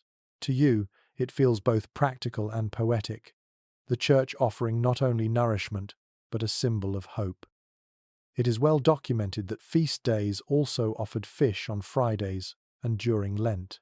Though peasants caught their own, the church sometimes distributed salted herring or dried cod, imported from coasts far away. These were luxuries compared to what the villagers normally scraped together. Imagine the wonder of tasting food that had travelled from distant seas, a reminder that the world stretched wider than the fields and forests you knew. Scholars remain divided on the motives behind such generosity. Was it genuine charity, a way to knit communities together, or was it strategy, maintaining loyalty and reinforcing hierarchy? For the hungry families before you, the question hardly matters. They eat, and their bellies, for tonight at least, are full. You notice how joy reshapes the atmosphere. Children run about with greasy fingers, elders smile through gaps in their teeth, and even weary mothers laugh as they sip spiced ale. The sound is different from the hushed meals at home. It is louder, freer, almost defiant against the cold pressing in outside. You feel it too, the strange intoxication of shared abundance. Later, as platters empty and candles burn low, the priest speaks of gratitude and endurance. reminding villagers that winter is God's test. But the people, though solemn, smile still, their bellies lined with meat and bread. They will carry this memory back to their cottages, speaking of it for days. The taste will fade, but the reminder of what is possible will linger. As you step outside, the night is crisp, stars scattering above. The square is quiet now, bones and scraps taken home, footsteps crunching away into darkness. You realize that these feasts were more than meals. They were interruptions in the rhythm of scarcity, small windows into a life of abundance, and proof that even in the hardest winters, there could be moments of celebration. And so you carry the warmth of roasted meat and laughter with you as you walk away. Hunger will return tomorrow, but tonight the village has eaten together, and for a few hours they have known joy. The faint glow of dawn glimmers against icy rooftops as you wander toward the center of the village. Here, the square transforms every week into a marketplace, even in winter. Snow is shoveled aside, straw scattered underfoot, and rough stalls are propped up with planks and poles. The air is sharp, but alive with the sounds of barter voices rising, coins clinking, sacks shifting across weary shoulders. It is well documented that markets were vital to medieval life. Villagers who produced a little extra beans, dried peas, bundles of onions, or even small cuts of salted fish brought them here to exchange for what they lacked. Without such gatherings, isolated households might endure starvation alone. The market tied communities together like threads of a patchwork cloak, offering resilience when the cold bit hardest.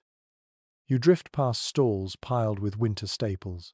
A sack of dried beans spills its contents onto the table.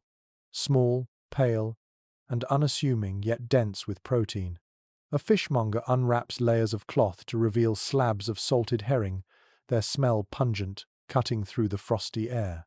Across the way, a woman arranges a small stack of woolen mitts she has knitted, hoping to trade them for flour. The air is full of contrasts, sustenance, and survival, pressed into modest heaps, displayed with quiet pride. A curious custom catches your attention. A farmer sprinkles ashes over his pile of turnips, muttering that it keeps away both rot and thieves. Whether superstition or clever deterrent, the gesture draws curious glances from children, who giggle at the sight of vegetables cursed against greedy hands. The humor masks the truth. Every turnip is precious, every theft a serious blow. Researchers remain divided on how affordable markets truly were for peasants. Some argue that inflated winter prices placed most goods out of reach, especially during shortages. Others suggest that barter systems exchanging cloth for beans or labor for fish kept even the poorest households connected. Looking around, you see both truths. One man walks away empty-handed, unable to meet the price of salt, while a woman secures a loaf of bread by promising to help mend nets come spring. You approach a stall where barrels of salted fish stand stacked like sentinels. The merchant chips away ice from the lids, releasing a strong briny aroma. Salted herring, cod, or sprats. These were staples carried from coastal towns deep into the countryside. For inland villagers, such fish were both exotic and essential, especially on days when the church forbade meat. The texture is leathery, the taste harshly salty, but boiled with barley and onions it transforms into something nourishing. You imagine the relief of acquiring even a small slab, knowing it can stretch into multiple meals. Nearby, a cloth merchant shakes out bolts of rough wool, the fabric stiff and coarse. Families eye it longingly, knowing warmth is as necessary as food. A mother whispers to her child that they will have to wait until lambing season to spin more wool. You sense the harsh trade-off. A sack of beans for a strip of cloth, calories for comfort, choices that weigh heavily with each barter. It is well recorded in manor records that markets also functioned as news hubs. Between trades, villagers swapped stories who had fallen ill, who had lost livestock, whether rumors of war or famine loomed. The marketplace was as much about survival of spirit as survival of body. Today, gossip buzzes, One man swears he saw wolf tracks in the snow. Another insists the Lord's tax collector will arrive earlier this year. The murmurs weave into the air like smoke. One peculiar scene amuses you. A child offers a handful of hazelnuts to a tanner in exchange for scraps of leather, which she fashions into crude shoes for her brother. The barter feels almost symbolic. Forest food, traded for man-made protection, but it underscores the creativity born of necessity. Here, value is measured not only in coins but in need. Experts continue to debate the fairness of these exchanges. Did markets empower peasants with choice, or did they reinforce dependence on wealthier farmers and merchants? Evidence suggests both. Some households walked away stronger, while others sank deeper into debt. But tonight, as you wander among stalls, you feel the vibrancy of a community knitting itself together, however unevenly. The smells are overwhelming: smoke from roasted chestnuts, tang of dried fish, sweetness of honey cakes baked by the priest's cook and sold for a few coppers. You taste one, the honey clinging to your lips, and feel a rush of gratitude for something so rare. Around you, laughter rises as neighbors greet each other, voices warm against the chill. As dusk falls, the market winds down. Goods are packed, coins counted, promises exchanged. Families trudge home with baskets strapped to their backs, the contents meager but meaningful. Even a small sack of beans means more variety in stews. A scrap of cloth means warmer nights. You step away, snow crunching beneath your boots, and reflect on the rhythm of these gatherings. Markets were not luxuries. They were arteries through which survival flowed, fragile but vital. They reminded peasants that though winter pressed hard, they were not alone. Each trade, each shared story, each clinking coin was a quiet act of resistance against hunger. And as the last stall closes, the square empties, and the village returns to its silence, you carry the memory of that vibrant scene with you, a brief flare of life in the dead of winter, where beans, fish, and cloth stood as proof that survival was never only a solitary act. The market stalls vanish into silence as night falls, but another kind of weight lingers in the village, the weight of obligation. You walk past cottages with doors shut tight, candles flickering faintly behind shutters. Inside, families whisper not of recipes or storage, but of dues. For peasants, grain was not only food, it was also tax, tithe, and rent, and in winter, when every kernel mattered, handing it over felt like surrendering survival itself. It is well documented in manorial rolls that peasants owed portions of their harvest to the Lord, often in grain. These dues did not wait for comfort. They were demanded regardless of hunger. A sack that might stretch a family another month could instead be carted away to the manor. Sometimes the church claimed its tithe as well, 1/10 of the yield, even in years of scarcity. Imagine the frustration of watching your own children chew on thin bread while knowing your best wheat sits locked in the Lord's granary. A curious coping method emerges in this village. Families sometimes tried to disguise poor quality grain as tribute, mixing husks and chaff into the sacks. Others pleaded illness or hid small portions, burying jars of grain beneath floors to escape notice. Tales spread of officials who prodded dirt floors with iron rods, hunting for hidden stores like treasure seekers. The tension turned every visit from a steward into a moment of dread. Researchers remain divided about how crushing these obligations truly were. Some argue that dues were adjusted in bad years, with lords showing leniency to keep their tenants alive. Others insist exploitation was relentless, pushing families into desperate shortages while estates remained stocked. The truth, as so often, seems tangled mercy in some places, mercilessness in others. Tonight, in this cottage, the parents speak in hushed tones about what portion they can afford to hand over without starving. The father counts out measures of rye, each scoop a wound. The mother looks away, unwilling to see the pile shrink. The children stare silently, their games forgotten. The sound of grain hitting the sack is hollow, like a drumbeat of loss. When the steward arrives tomorrow, he will take what is owed, no matter the weather, no matter the hunger etched in the family's faces. It is well recorded that taxes were not always paid in kind. Sometimes they came in labor days, spent repairing roads, or tending the Lord's fields instead of one's own. Yet in winter, even these tasks stole time from gathering firewood or tending animals. Obligations pressed down like frost, chilling households already thin on strength. One peculiar tradition appears in the conversation of the elders. They tell of a family that once baked their tithe into bread loaves, hoping the steward would overlook the poor quality hidden inside. Others claimed charms whispered over the granary could multiply grain, softening the blow of what was taken. The line between resistance and ritual blurred easily when desperation ruled. You taste a slice of bread baked tonight, knowing part of the flour will be gone tomorrow. The crust is hard, the crumb dense, yet every bite is laced with bitterness, not from flavor, but from the knowledge that it costs more than hunger alone. It costs dignity, agency, the sense of owning even what you grew with your own hands.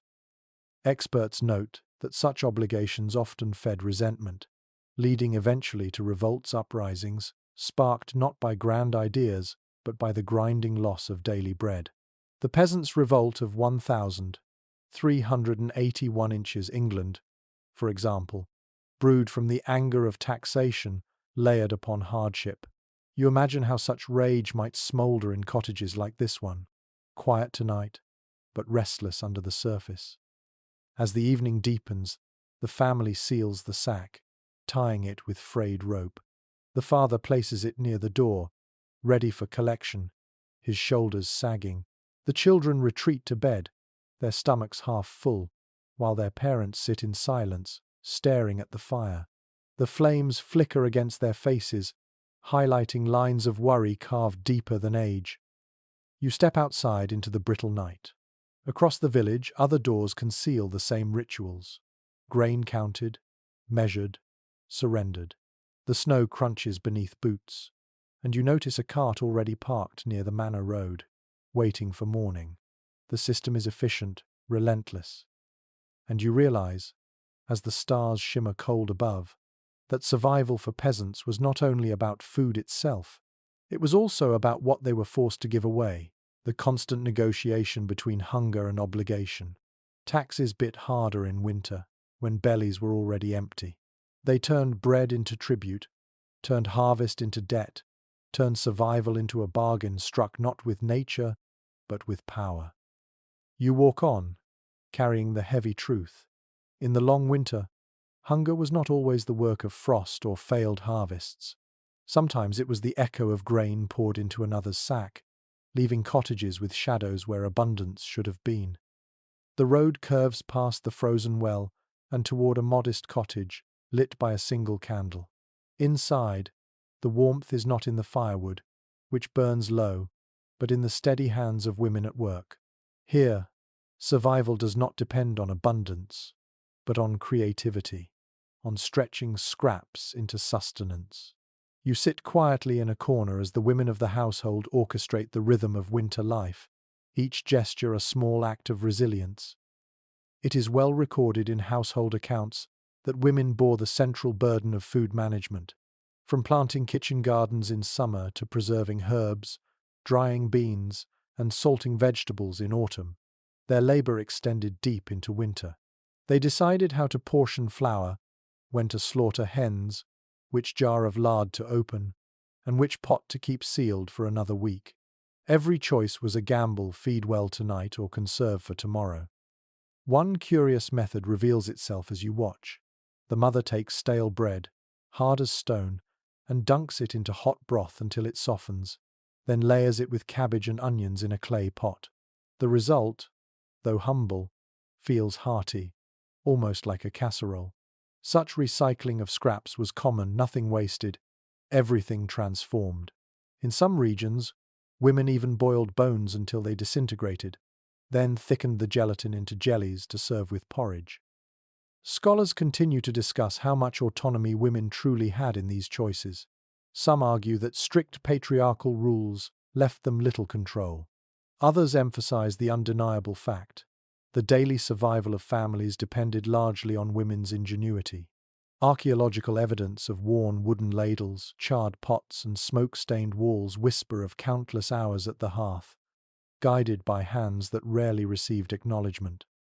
You watch as daughters join in. One grinds dried peas with a stone, turning them into coarse flour to thicken stew. Another shreds turnip greens, saved from autumn, into tiny pieces to stretch the dish further. Their laughter blends with the crackle of the fire, even though the room smells more of smoke than of richness. The sound of spoons against pots becomes music of survival, passed down through generations. It is well documented that women also brewed ale, churned butter, and preserved cheese. Their knowledge was encyclopedic, though rarely written down. Recipes lived in memory, in gestures repeated daily, in whispered advice like, "Stir until it smells right," or "Add salt until it feels heavy in the hand." Tonight, you sense that knowledge in the way the mother pinches herbs, measuring not with scales but with instinct. One peculiar belief surfaces as she hums softly while stirring the pot. Villagers once thought songs sung at the hearth infused food with luck. Some claimed that bread mixed without humming would crack, or that broth stirred in silence might sour. Whether true or not, the habit lingered, weaving comfort into necessity. In this cottage, music becomes seasoning as vital as onion or salt. The debate among historians lingers about the quality of peasant diets managed by women. Were they monotonous, driven by scarcity, or surprisingly varied thanks to gardens and ingenuity? The evidence suggests both. Some winters dragged with endless bread and cabbage, while others offered flashes of creativity, nuts in porridge, herbs in soup, honey on feast days.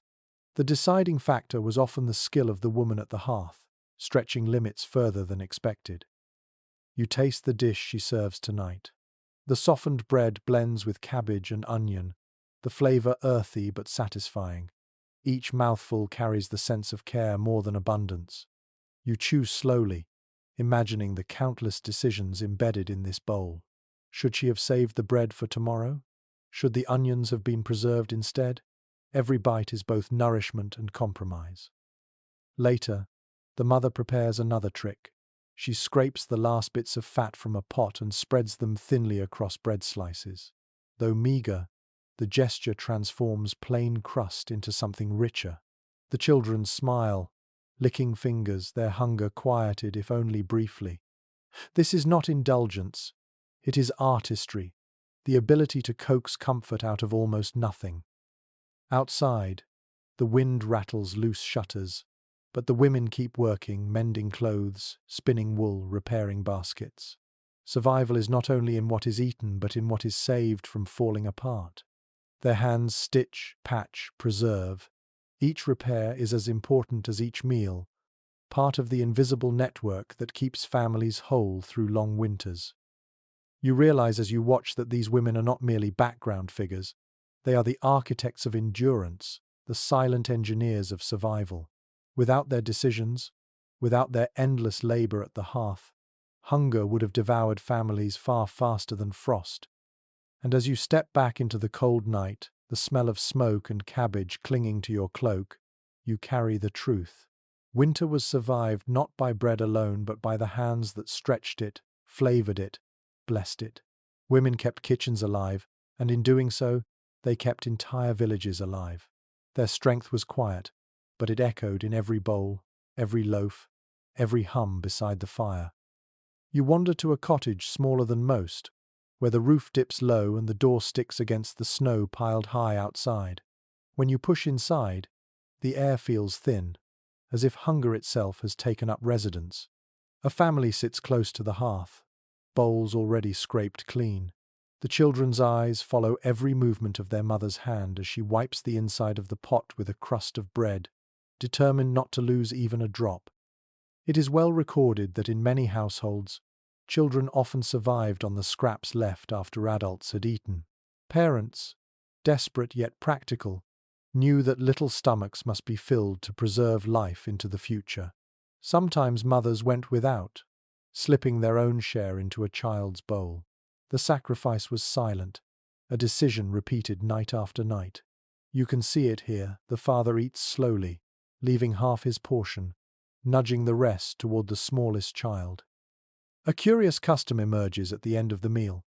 The children scrape bowls with spoons until the sound becomes rhythmic, almost playful. Some villages called this singing the pot, a ritual where children lick dishes clean as both game and necessity. In certain regions, parents encouraged it, saying the noise drove away evil spirits of famine. For you, the sound is haunting, a reminder that joy and hunger can sit at the same table. Experts continue to discuss how much food children truly consumed compared to adults. Some argue that they were fed sparingly, considered less productive laborers. Others suggest parents bent rules of survival, feeding children as generously as possible to ensure future workers for fields. The archaeological evidence shows both malnourished skeletons and surprisingly robust ones.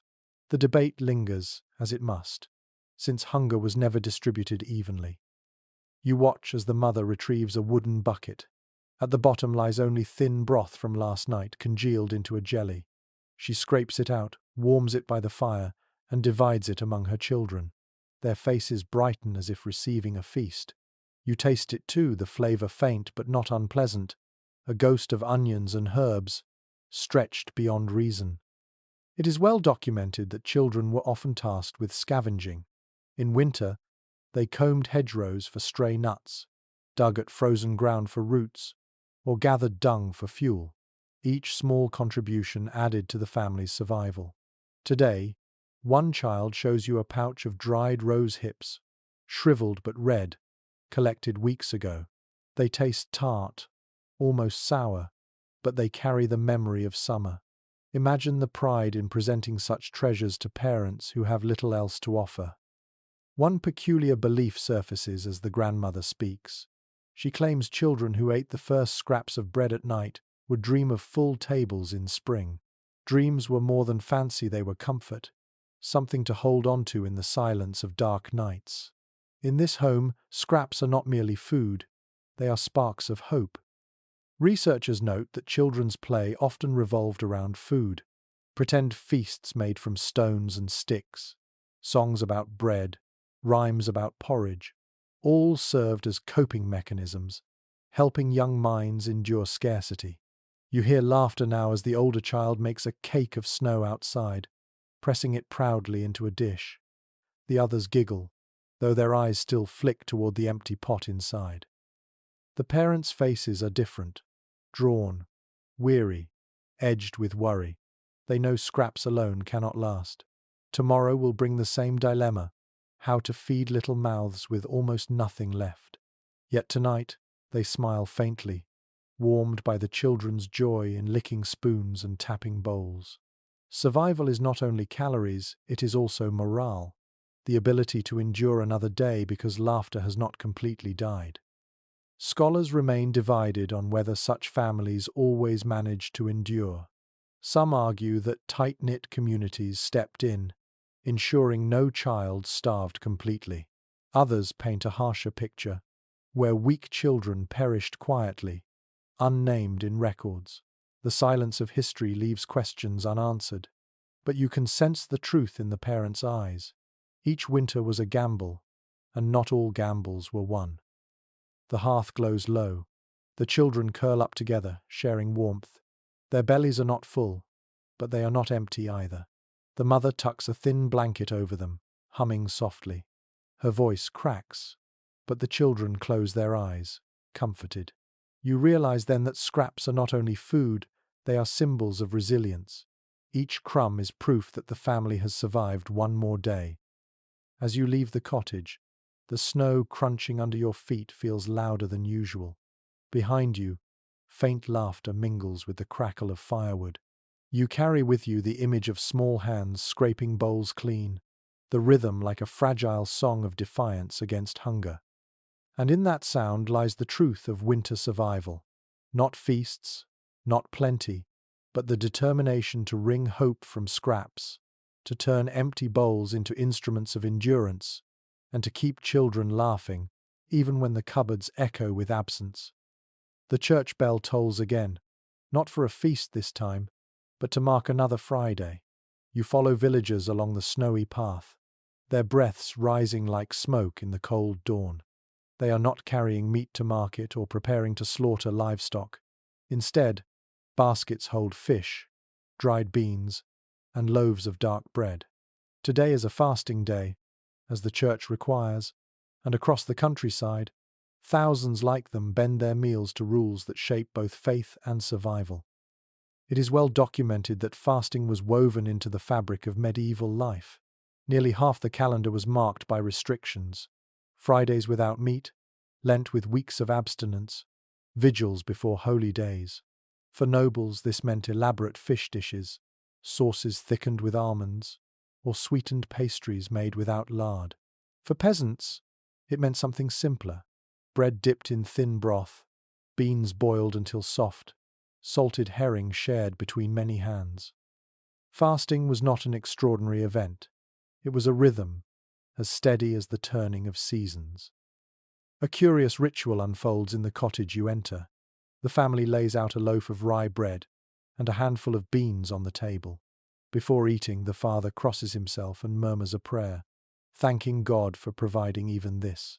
Then he deliberately pushes aside the pot of salted pork hanging in the rafters, as if to show restraint not only to heaven but to his own children.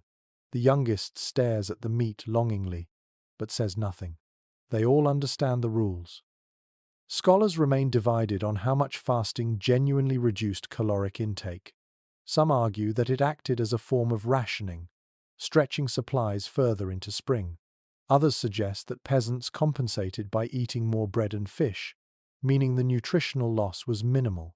Whatever the case, fasting days certainly altered the rhythm of meals, reinforcing discipline and shaping identity. To refuse was unthinkable. To obey was survival in both body and soul. The family tonight boils beans in a clay pot. The smell is plain, earthy, filling the smoky air with a quiet promise of nourishment. They eat slowly, dipping bread into the broth, chewing carefully. You taste it too, the texture soft, the flavor simple, the warmth undeniable. And you realize that fasting is not only about what is withheld, but about what is valued. The humble foods that keep hunger at bay when meat is forbidden. One peculiar belief floats through the conversation. The grandmother claims that enduring fasting faithfully ensures protection against famine later. She tells of a year when her family, though poor, survived a harsh winter without hunger because they had respected every abstinence day. Faith and practicality intertwine. Following the rule may conserve stores, but it also comforts the spirit, convincing villagers that obedience draws divine mercy. It is well recorded that fish dominated fasting diets. Salted herring, dried cod, even freshwater eels became central. Tonight, the family unwraps a slab of herring, its smell sharp and briny. The father divides it into thin pieces, barely enough for a taste each. Still, when added to the beans, the flavor deepens, the broth richer than bread alone. For a moment, eyes close in satisfaction. Even scarcity can feel abundant when shared under ritual. Experts note that fasting also brought variety, breaking the monotony of meat and dairy. For peasants, it was both burden and blessing. On one hand, restrictions removed the comfort of fat and pork. On the other, they encouraged creative uses of beans, peas, and fish. Tonight, the family stirs dried herbs into their pot, brightening the flavor. The result is not extravagant, but it is different, and difference itself is valuable in a season of repetition. You notice the children whispering to each other as they gnaw on crusts. They imagine Easter to come, when fasting will end with feasts of eggs and cheese.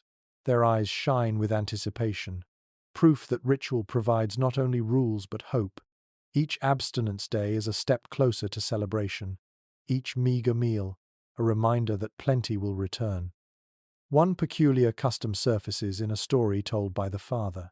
In his youth, villagers believed that breaking a fast by accident brought misfortune on livestock. A boy who once ate a scrap of pork on a Friday was said to have doomed his family's pigs the following year. Whether tale or truth, such warnings stitched fear into obedience.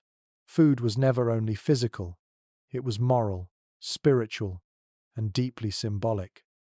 You chew another bean thoughtfully, listening to the wind outside. The meal is plain yet calming. The rhythm of chewing, the warmth of broth, the quiet of prayer all combine into something meditative. You begin to understand how fasting days, far from being only deprivation, offered peasant structure, meaning even solidarity. Everyone in the village observed together. Hunger shared felt less sharp. As the family clears the table, scraps of bread tucked away for tomorrow, you sense their mood is not bitter but peaceful. They have obeyed, conserved, and endured. Tomorrow meat may return, but tonight the ritual sustains them. You step outside into the crisp night. The stars glitter faintly above the frozen roofs, and the silence of the village feels softer than before. You realize that fasting, strange though it may seem, was another way medieval peasants survived the winter. It slowed consumption, bound communities, and gave them a sense of purpose larger than their hunger. And in that purpose, you see the quiet wisdom.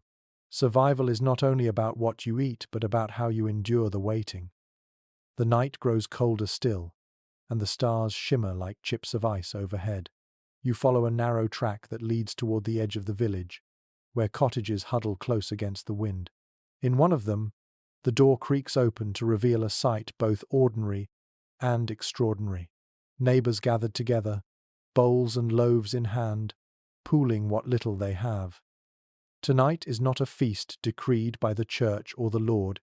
It is a shared meal born of necessity, of survival made lighter when carried collectively. It is well recorded in local customs that medieval peasants often relied on neighborly exchange to endure hard winters. One family might contribute onions, another beans, another a strip of dried meat. Combined, the pot simmering at the center became richer than anything any household could manage alone. The practice was as much about community as about calories. To eat together meant to endure together, binding the village in trust that might one day save your own family. A curious scene unfolds as you sit near the hearth. A woman adds barley to the cauldron, her hands steady despite the cold. Another man drops in a bone, bare but still fragrant with marrow. Children toss in dried herbs, laughing as if playing a game. Soon the room fills with steam, and the smell is comforting, savory, layered, promising. This is no banquet, yet the pot becomes something miraculous, many hands creating more than the sum of parts. Experts continue to argue about how universal these communal meals truly were.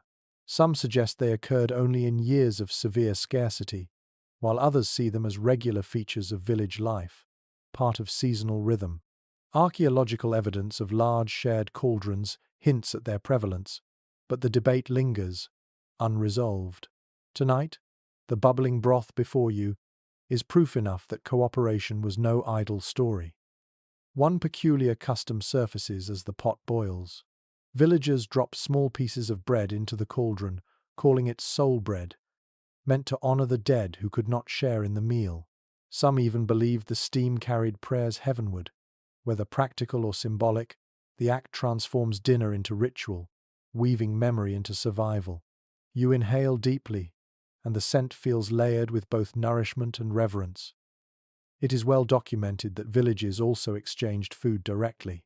A sack of beans might be lent with the promise of repayment after harvest. A wheel of cheese could be cut in half kept, half gifted. Such exchanges built fragile but vital webs of trust. To hoard was dangerous. To share was risky, but sustaining. The balance required constant negotiation, and tonight you see it in action, families measuring generosity against fear. You taste the stew as it is ladled into wooden bowls. The flavor is earthy, smoky, touched with herbs and marrow. It warms your throat instantly, spreading heat through your chest. You chew barley softened by hours of boiling, beans that melt against your tongue, herbs that cut the monotony with sharpness. Around you, laughter rises, spoons clink, and for a moment hunger retreats. driven out by the strength of many hands. One peculiar belief is shared by an old man at the table. He swears that eating from the same pot binds souls for life, ensuring that no one will let another starve. Others nod, half in agreement, half in superstition. Perhaps it is not literal truth, but you sense its emotional weight. To share food in winter is to promise solidarity. Researchers note that these communal meals often doubled as councils. As the pot boiled, villagers discussed planting plans, grievances with the manor, or the latest rumors of weather. Tonight, you hear murmurs about spring rains, about wolves sighted near the forest, about whether the steward might reduce next month's dues. The meal becomes more than nourishment, it becomes strategy, community, survival mapped out in whispers. As bowls empty, the children scrape the pot eagerly, their laughter mingling with the crackle of the fire. The adults smile, weary but softened. For once, the meal has filled everyone fully.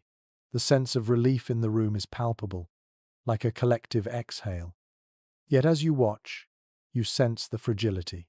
Tomorrow, the cauldron will return to barley gruel in a single home. Sharing is not endless. It is occasional, carefully measured. The debate among historians whether such cooperation was common or rare seems less important than the truth before you.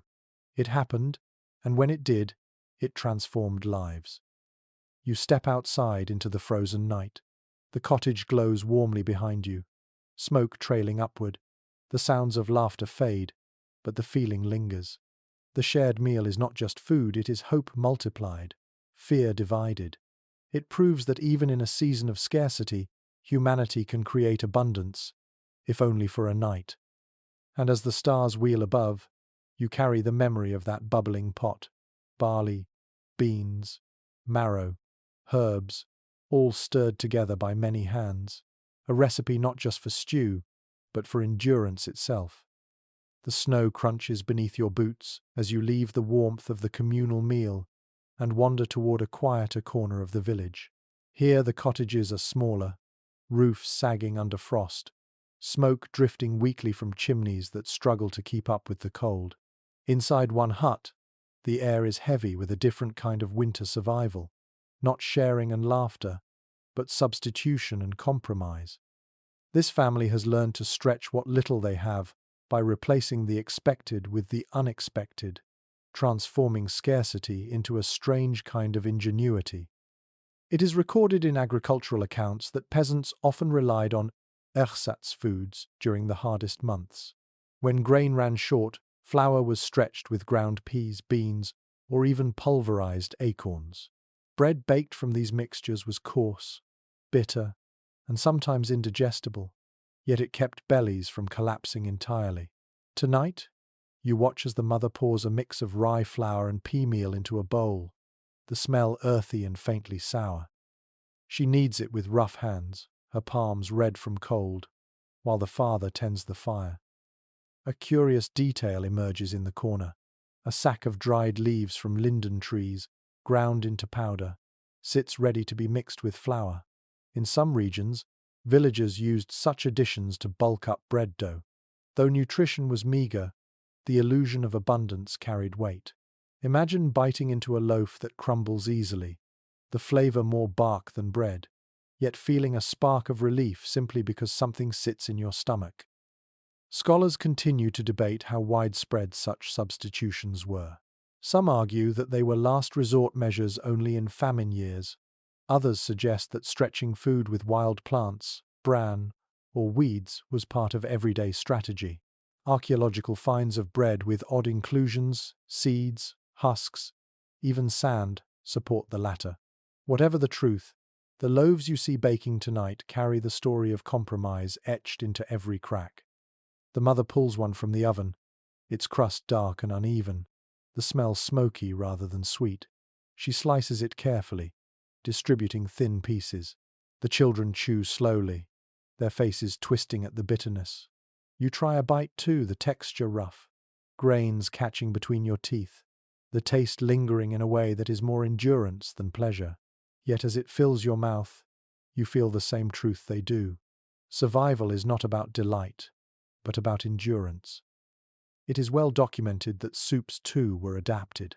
When cabbage was scarce, villagers boiled nettles or sorrel instead, creating thin green stews. Tonight, the pot on the hearth simmers with dried nettle leaves, their smell sharp and grassy. The broth is watery but carries a surprising strength, warming as it slides down your throat. The children sip eagerly, their lips stained green, as though drinking spring in the middle of winter. One peculiar belief surfaces as the grandmother dips bread into the nettle broth. She murmurs that eating such greens keeps the blood hot against the cold. In some areas, nettle soup was thought to protect against evil spirits as well as illness. Whether superstition or coincidence, the belief added meaning to meals otherwise defined by scarcity. Researchers point out that substitution sometimes shaded into desperation. Chronicles tell of people boiling straw mixed with bran, or chewing leather softened in water. Though extreme, such measures reveal how far survival could push creativity. You glance at a leather strap hanging by the door and wonder if it too has been tested in soup. The debate among historians lingers. Did such practices reflect resilience or despair? Some view them as clever resourcefulness, proof of adaptability. Others see them as evidence of crushing deprivation. As you chew another bite of bitter bread, you feel both perspectives at once. The loaf is clever, yes, but also harsh, a reminder of how low survival can bend dignity. The children, though, find play in the substitutions. They pretend the nettle broth is a king's feast, their spoons raised in mock toasts. They giggle, imagining themselves noble while chewing bark-flavored bread. You watch their eyes sparkle, proof that even meager meals can carry sparks of joy if wrapped in imagination. Survival, after all, is not only fuel, it is the stories you tell about the fuel. It is well recorded that such substitutions left marks on health. Diets heavy in bran and weeds often led to bloating, stomach pains, or malnutrition. Yet the alternative, emptiness, was worse. The parents here know this, and you see it in the way they press the bread firmly into their children's hands, urging them to eat even if the taste is bitter. Each slice is a shield against starvation, however imperfect. Later, the father opens a clay jar filled with a dark, syrupy liquid. It is not honey but boiled down beet juice, reduced until sticky. He drizzles a little on the bread, the sweetness faint but transformative. The children's faces brighten. Even the bitter loaf tastes gentler now. Such improvisation, sweetening with what the land provided, added crucial variety to otherwise bleak diets. As the night deepens, the family gathers close. Their bellies are not satisfied in the way feasts satisfy, but they are filled enough to sleep. The fire burns low, the smell of nettle broth lingering in the air, and the children drift into dreams. The parents sit silently, their hands entwined, knowing they have stretched scraps one day further. You step outside, your breath fogging the icy night. The snow reflects faint moonlight, fields lying silent beneath. You realize that substitution, though often bitter, was a key to survival. It turned scarcity into sustenance, despair into possibility. It taught peasants that endurance could take many forms, even forms that tasted of bark or nettles. And so you carry the truth with you. Survival was not always sweet, but it was inventive. In every bitter loaf, in every green broth, in every strange mixture boiled against hunger, lay the stubborn refusal to surrender to winter. The frost glitters like broken glass across the fields as you walk further from the heart of the village. Out here, where the land opens wide, you find signs of another quiet lifeline: wild food gathered even in winter's grip. The snow is deep, yet peasants never stopped foraging. They bent low over hedgerows, scraped at frozen ground, and searched river banks, hoping for anything edible. Tonight, you will see how hunger sent people back to nature's margins, coaxing meals from places most would overlook.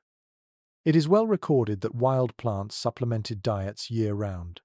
In summer and autumn, villagers collected mushrooms, berries, and herbs. In winter, They relied on what could be stored or dried. But even in January, when snow-blanketed fields, some turned to bark, roots, or stubborn greens that clung to life under frost. Their knowledge of plants was vast, though seldom written passed from elder to child in whispers, gestures, and memory. A curious moment greets you as you step into one cottage.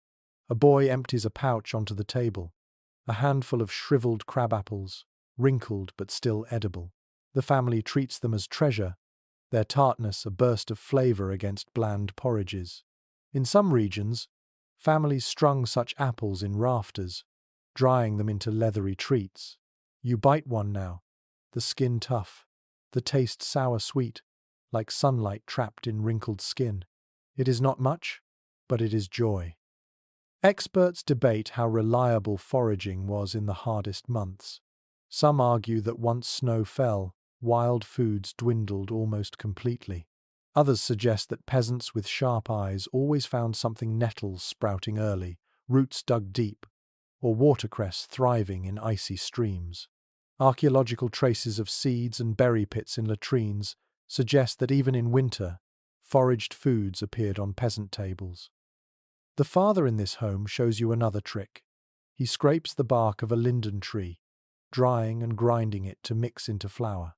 The bread it produces is coarse, earthy, almost bitter, but it swells in the belly. Though hardly nourishing, it gives the illusion of fullness. You taste a slice, and it crumbles quickly, leaving grit on your tongue.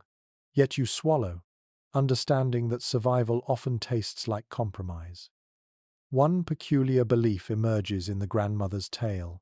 She insists that mushrooms gathered under oak trees in summer, dried and stored, carried protection against winter hunger. Eat them in January, she mutters, and spring will come sooner. You smile at the thought fungus turned into prophecy. The children giggle, nibbling the leathery slices as though consuming hope itself. It is well documented that streams and rivers offered watercress and sorrel, plants hardy enough to survive frost. Villagers trudged through snow to cut them, their green leaves a shock against the white banks. Tonight, a handful of dried sorrel is added to stew, turning the broth slightly sour. You sip it, and though the flavor is strange, it refreshes, reminding you of seasons when fields were green.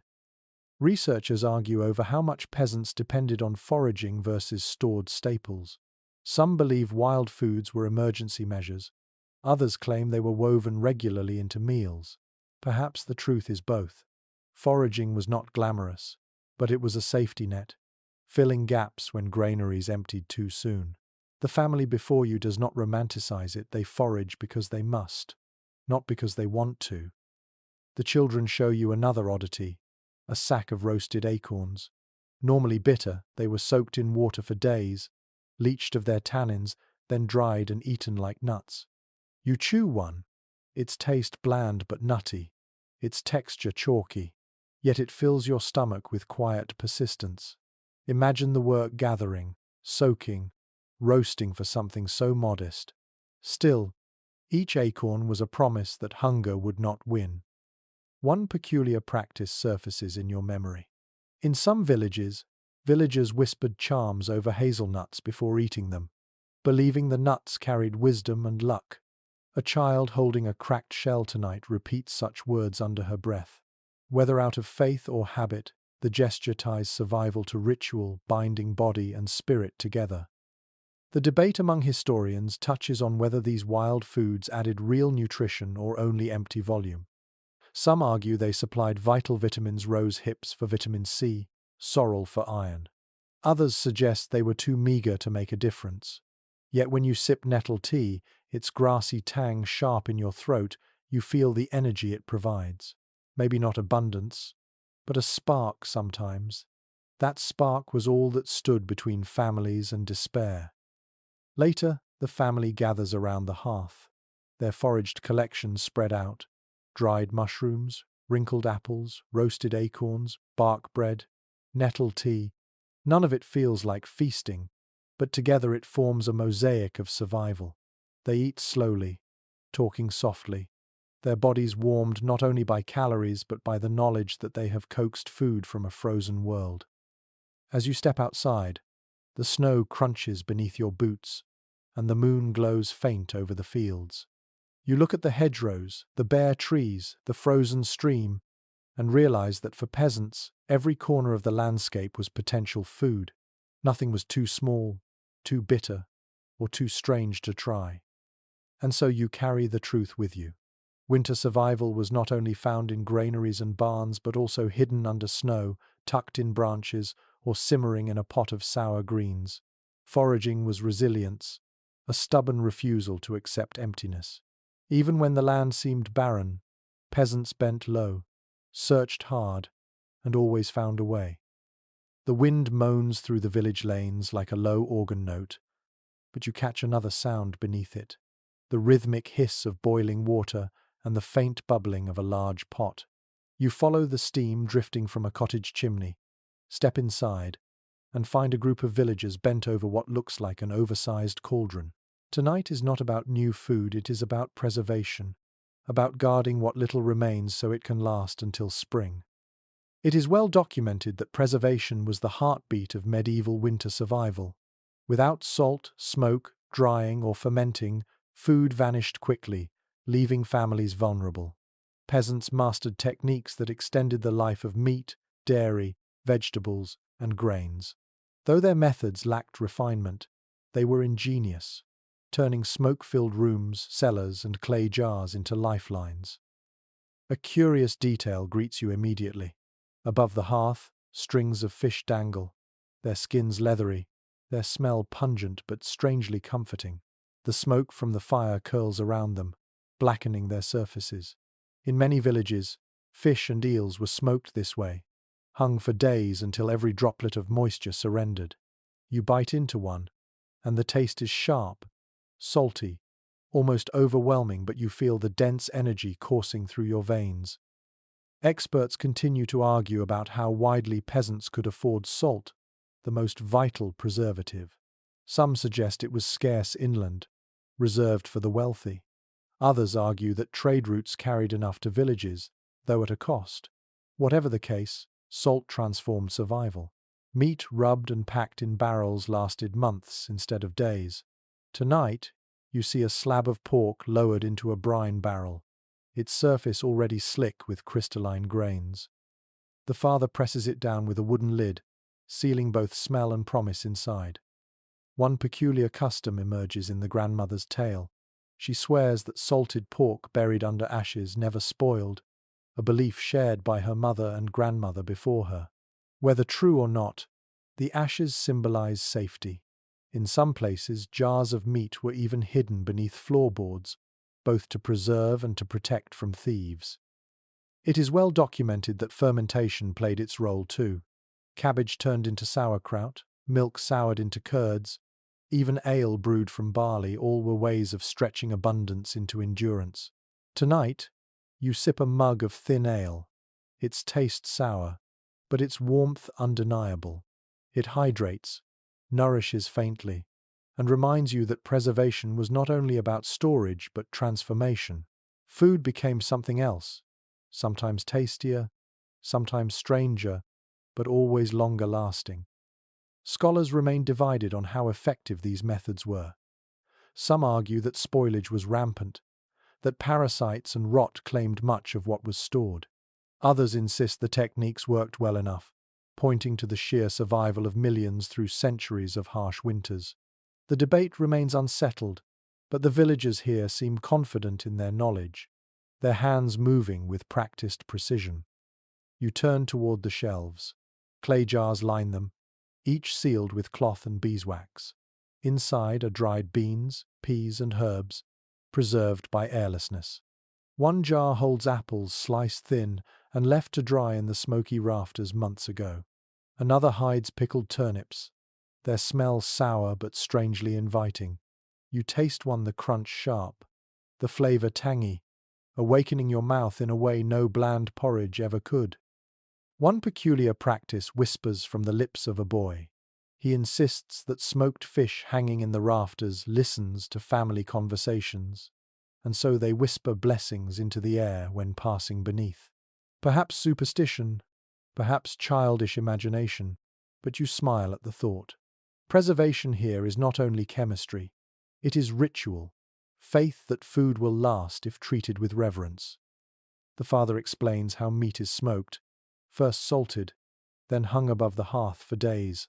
The fire kept smouldering but never blazing. The air fills with dense smoke, stinging your eyes, but the family barely notices.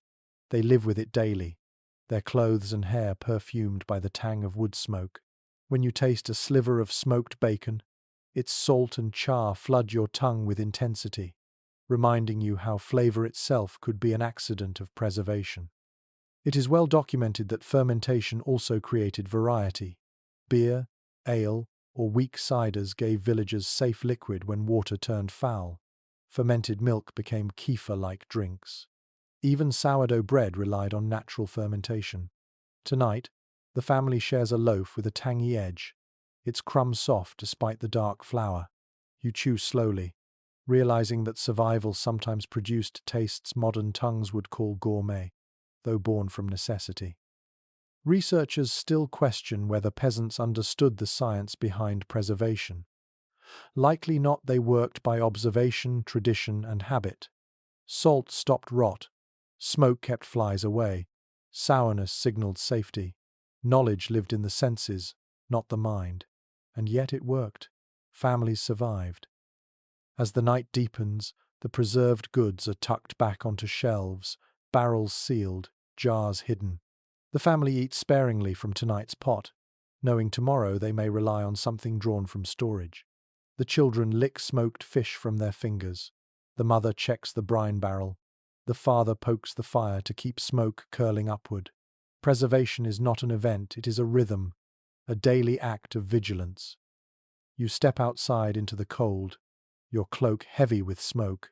The stars gleam sharp above, and the air feels brittle. Behind you, the cottage glows with the light of those who have mastered the art of making food last just long enough. And as you breathe in, the smoky scent clinging to your skin, you understand. Winter was not survived on abundance, but on patience. Every jar sealed, every slab salted, every herb dried was a promise written into the future.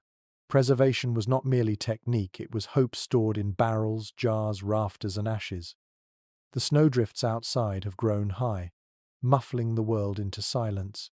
But in the cottages, another sound carries a rhythmic bubbling, punctuated by the occasional crack of boiling bones. You step into a low, smoky room and find a pot hanging heavy over the fire. It does not smell of feasts or roasts, but of patience, marrow, sinew, and cartilage giving up their strength to the water. It is well recorded that bone broth was a staple for peasants in winter. When meat ran scarce, bones were boiled again and again, each simmering, pulling a little more flavor, a little more nutrition, until the water grew pale but still carried sustenance. The result was thin, sometimes greasy, sometimes sour, but it stretched survival across days. Tonight, you see bones blackened from repeated boiling, still adding something however faint to the pot. A curious detail catches your attention. The grandmother cracks one bone open with a stone, scooping the marrow with her finger. She presses a bit onto bread for the youngest child, who licks it as though it were butter. In some villages, marrow was treated as a delicacy, rich in fat and energy, reserved for children or the sick. Imagine the joy of tasting something creamy and soft in a season otherwise filled with coarse bread and bitter roots. Scholars continue to debate how effective such broth was nutritionally. Some argue it offered little more than flavored water after repeated boils. Others point to marrow and collagen, noting the calories and minerals still present. Perhaps both are true. Sometimes it was thin comfort, other times real sustenance. Either way, peasants clung to the practice because it gave the illusion, and sometimes the reality, of nourishment. You taste a sip from the ladle. The flavor is subtle, smoky, faintly salty from preserved scraps, but it warms you quickly. The broth coats your throat, and though it doesn't fill you, it reassures you. You can see why peasants valued it. Hunger is not only about fullness, it is also about comfort, the feeling that something hot moves inside you when everything outside is cold. It is well documented that bones were not wasted in any form. After broth, they might be crushed and mixed with flour to stretch bread, or ground into powders believed to strengthen the body. Some families even scattered the remains in fields, convinced they would enrich the soil. Nothing went unused. A pig slaughtered in autumn lived on in broth, in marrow, in scraps boiled into endless stews across winter. One peculiar belief surfaces from a story told at the hearth. The grandmother whispers that bones, if boiled long enough, could whisper secrets. The creaking sounds of marrow loosening were taken as omens, signs of fortune or warning. Children leaned close, half frightened, half enthralled, listening to pots as if they were oracles. The line between nourishment and magic blurred easily here. You watch as the family shares tonight's broth. Thin slices of bread float on the surface, softening as they soak. The children slurp eagerly, lips shiny with grease. Their laughter echoes against the smoky rafters, small but defiant. For them, this broth is more than survival. It is a ritual, a reminder that food, however meager, can still unite. Experts note that broth also acted as medicine. Heated with garlic or herbs, it was prescribed for fevers. Mixed with honey, it soothed throats. Even inhaling the steam was said to ease sickness. Whether science or faith, it gave families a sense of control when illness stalked villages in winter. You inhale the rising steam and feel it unclog your nose, its warmth calming. The debate persists among historians whether bone broth was a last resort food or a regular winter staple. Records show it on both feast tables and famine lists, blurring categories. Perhaps it was both. Luxury when enriched with herbs and marrow, desperation when boiled until flavor was ash. The pot before you feels like both thin but nourishing, modest but treasured. Later the mother pulls out a pouch of dried beans and drops a handful into the broth. The smell shifts instantly, the flavor fuller. Even so, the bones remain the heart of the dish, their presence stretched beyond reason. You marvel at how much can be coaxed from what wealthier tables would discard. One peculiar custom lingers in your thoughts. In some villages, the last broth of winter, when bones finally gave nothing, was seen as a turning point. Families whispered prayers as they drank, asking for spring to hurry. Tonight's broth, though still flavorful, carries that shadow. How many more boils will these bones give? How many more nights can they stretch? You sip again, feeling warmth spread, and you realize the truth. Winter survival was often built not on abundance, but on repetition, boiling, scraping, stretching, again and again, until scraps became meals. The bones in this pot have lived many lives, each simmer another chapter in the story of survival. As the fire dies low, the family covers the pot, ready to boil again tomorrow. The bones will return until they yield nothing. You step outside, the night crisp and star-flecked, the scent of broth clinging to your cloak. And as you walk into the snow, you carry the lesson. In winter, survival meant refusing to let go, coaxing life from what seemed empty, finding nourishment where others saw waste. Even bones, hollow and cracked, could sing one last song against hunger. The sky is iron grey, heavy with more snow, but you hear a sharp crack before you see it. You follow the sound to a frozen pond at the edge of the village, where a group of boys swing axes into the ice, splintering it into shards. Behind them, men haul nets and baskets. Winter does not stop the hunt for fish, it only makes it harsher, colder, more uncertain. Yet here they are, risking numb fingers and soaked boots for the promise of something fresh and alive. It is well recorded in local accounts that fish provided vital sustenance in winter. Streams, rivers, and ponds were lifelines, offering protein when livestock was scarce. For peasants bound by fasting rules, fish carried religious significance too, appearing in countless meals when meat was forbidden. Eels wriggled from muddy banks, trout darted beneath ice, and in coastal villages, salted herring travelled inland by barrel. A curious moment unfolds as one boy leans down, plunging his bare arm into freezing water to pull a writhing carp from the net. He yelps at the cold, then laughs, holding it aloft. The fish thrashes, silver scales flashing like coins in the dim light. In some villages, fish caught in midwinter were considered lucky, a sign of abundance to come. The children shout that this catch will bring good fortune for spring. Scholars continue to debate how accessible fishing rights truly were to peasants. Many rivers and lakes were controlled by lords, with strict laws against poaching. Some argue that villagers risked fines or worse to fish illegally. Others point to records of small communal ponds stocked for peasant use. Perhaps both are true. Some families fished openly, others furtively, sneaking out under moonlight to avoid the steward's eye. The debate lingers, like ripples on water. The men lay the fish on straw by the bank, where they stiffen in the cold. One mother cleans a perch with swift hands, tossing guts to the waiting dogs. She salts the flesh quickly, rubbing crystals into the skin before it can spoil.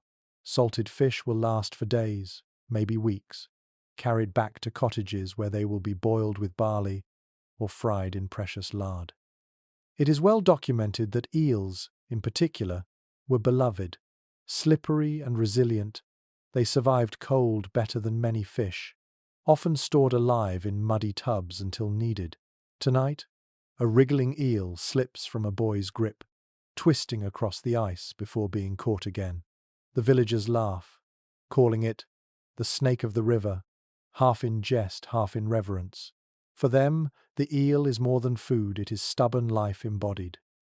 One peculiar belief surfaces in a fisherman's tale.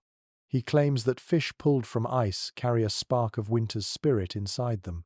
To eat them, he says, is to steal strength from the season itself. His neighbors nod, not entirely joking. Faith and folklore cling to the catch as tightly as the nets. You are invited into a cottage where the day's prize is cooked. A carp, gutted and cleaned, simmers in a clay pot with onions and herbs. The smell fills the room earthy, savoury, sharper than meat. The broth turns cloudy, the fish softening, its bones delicate but dangerous. You sip carefully, the taste rich, fresher than anything dried or salted.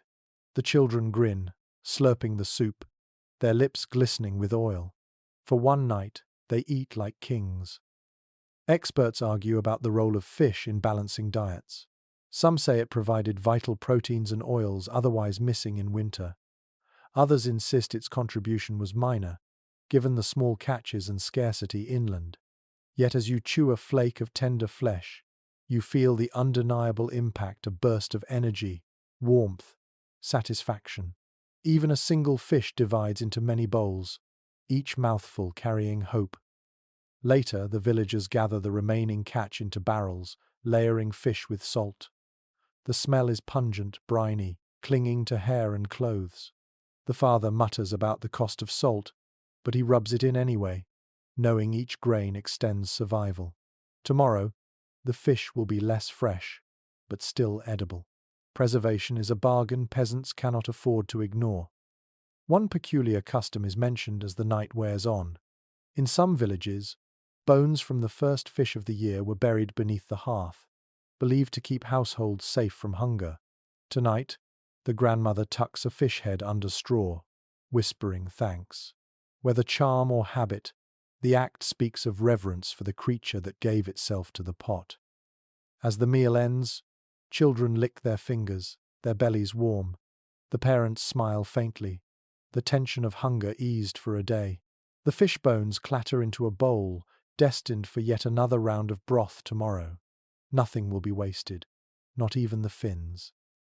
You step outside into the biting air. Behind you, laughter fades into the night, replaced by the creak of ice reforming on the pond. The stars glitter overhead, and you reflect on the day's catch. Fishing was not guaranteed.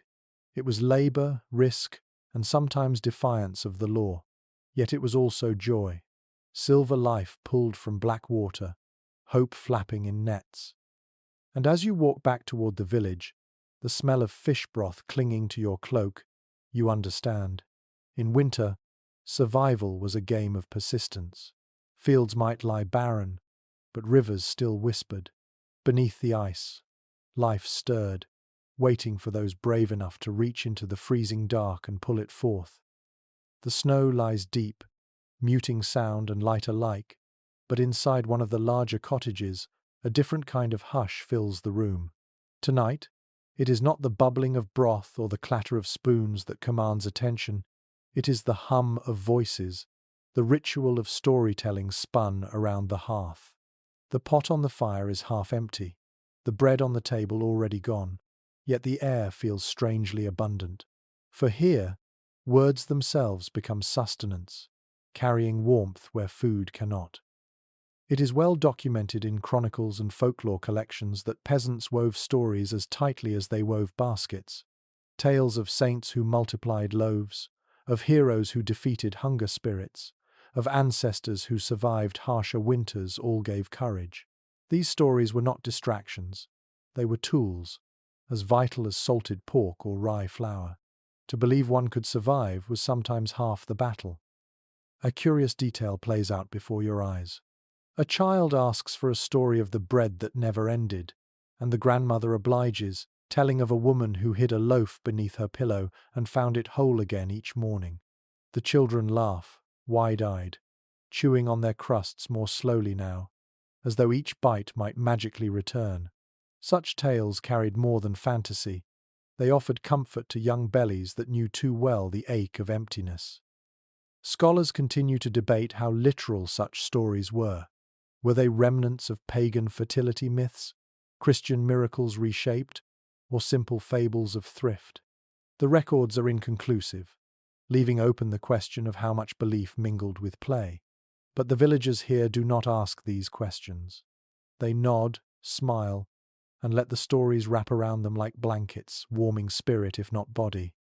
The father adds his own tale, of wolves at the edge of the fields who howled each night, frightening villagers into guarding their granaries more carefully. He insists that by scaring the people, the wolves saved them from hunger. The children squeal with delight, imagining wolves as guardians rather than threats. Around the hearth, fear is transformed into laughter, a clever twist that makes even danger bearable. It is well recorded that songs, too, filled these nights. Work songs adapted into lullabies, harvest chants turned into winter hymns. Their rhythms reminded villagers of seasons past and seasons to come.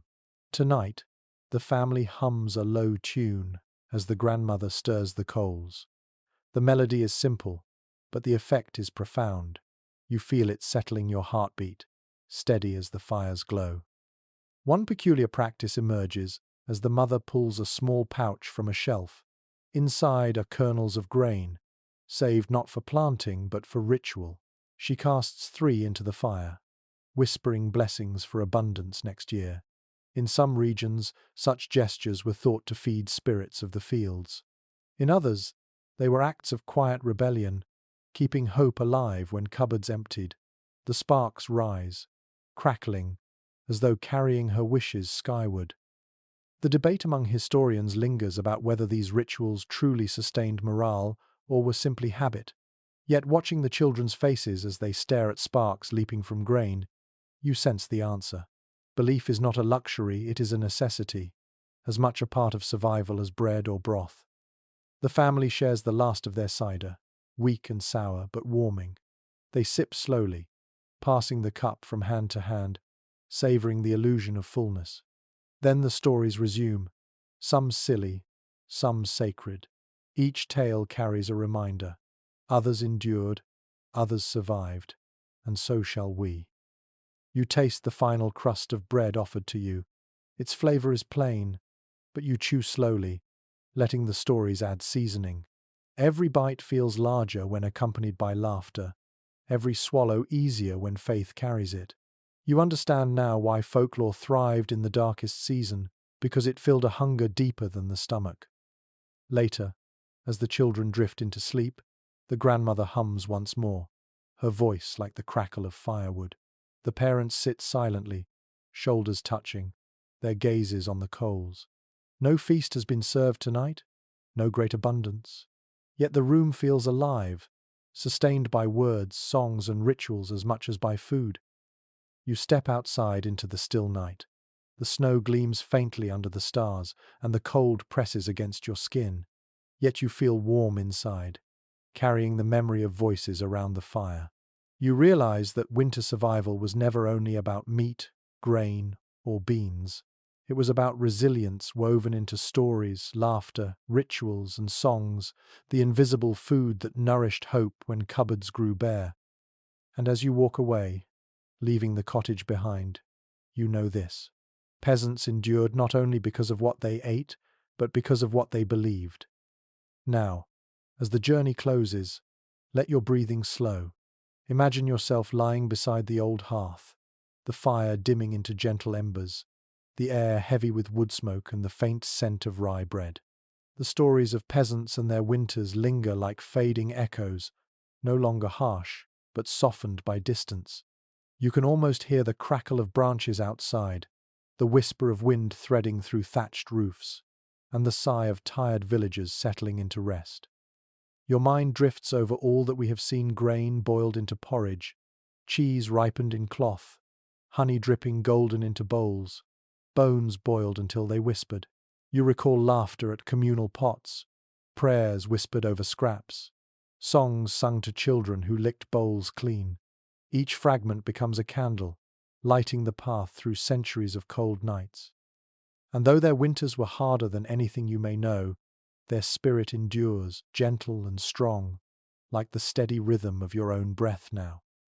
Picture snow falling softly outside, not as a threat but as a blanket. It covers the fields where hunger once prowled, smoothing every furrow, every shadow. Inside, warmth remains: the hum of voices, the steady flame, the comfort of knowing tomorrow will come, and with it, another meal, another story. Let your thoughts grow slower, like the cooling of the fire. Let your eyes grow heavier, as if the weight of centuries rests kindly on your shoulders. And let the final image be this: a village sleeping under snow, safe in the knowledge that even in the hardest winters, people found ways to endure, to laugh, to love. Sweet dreams.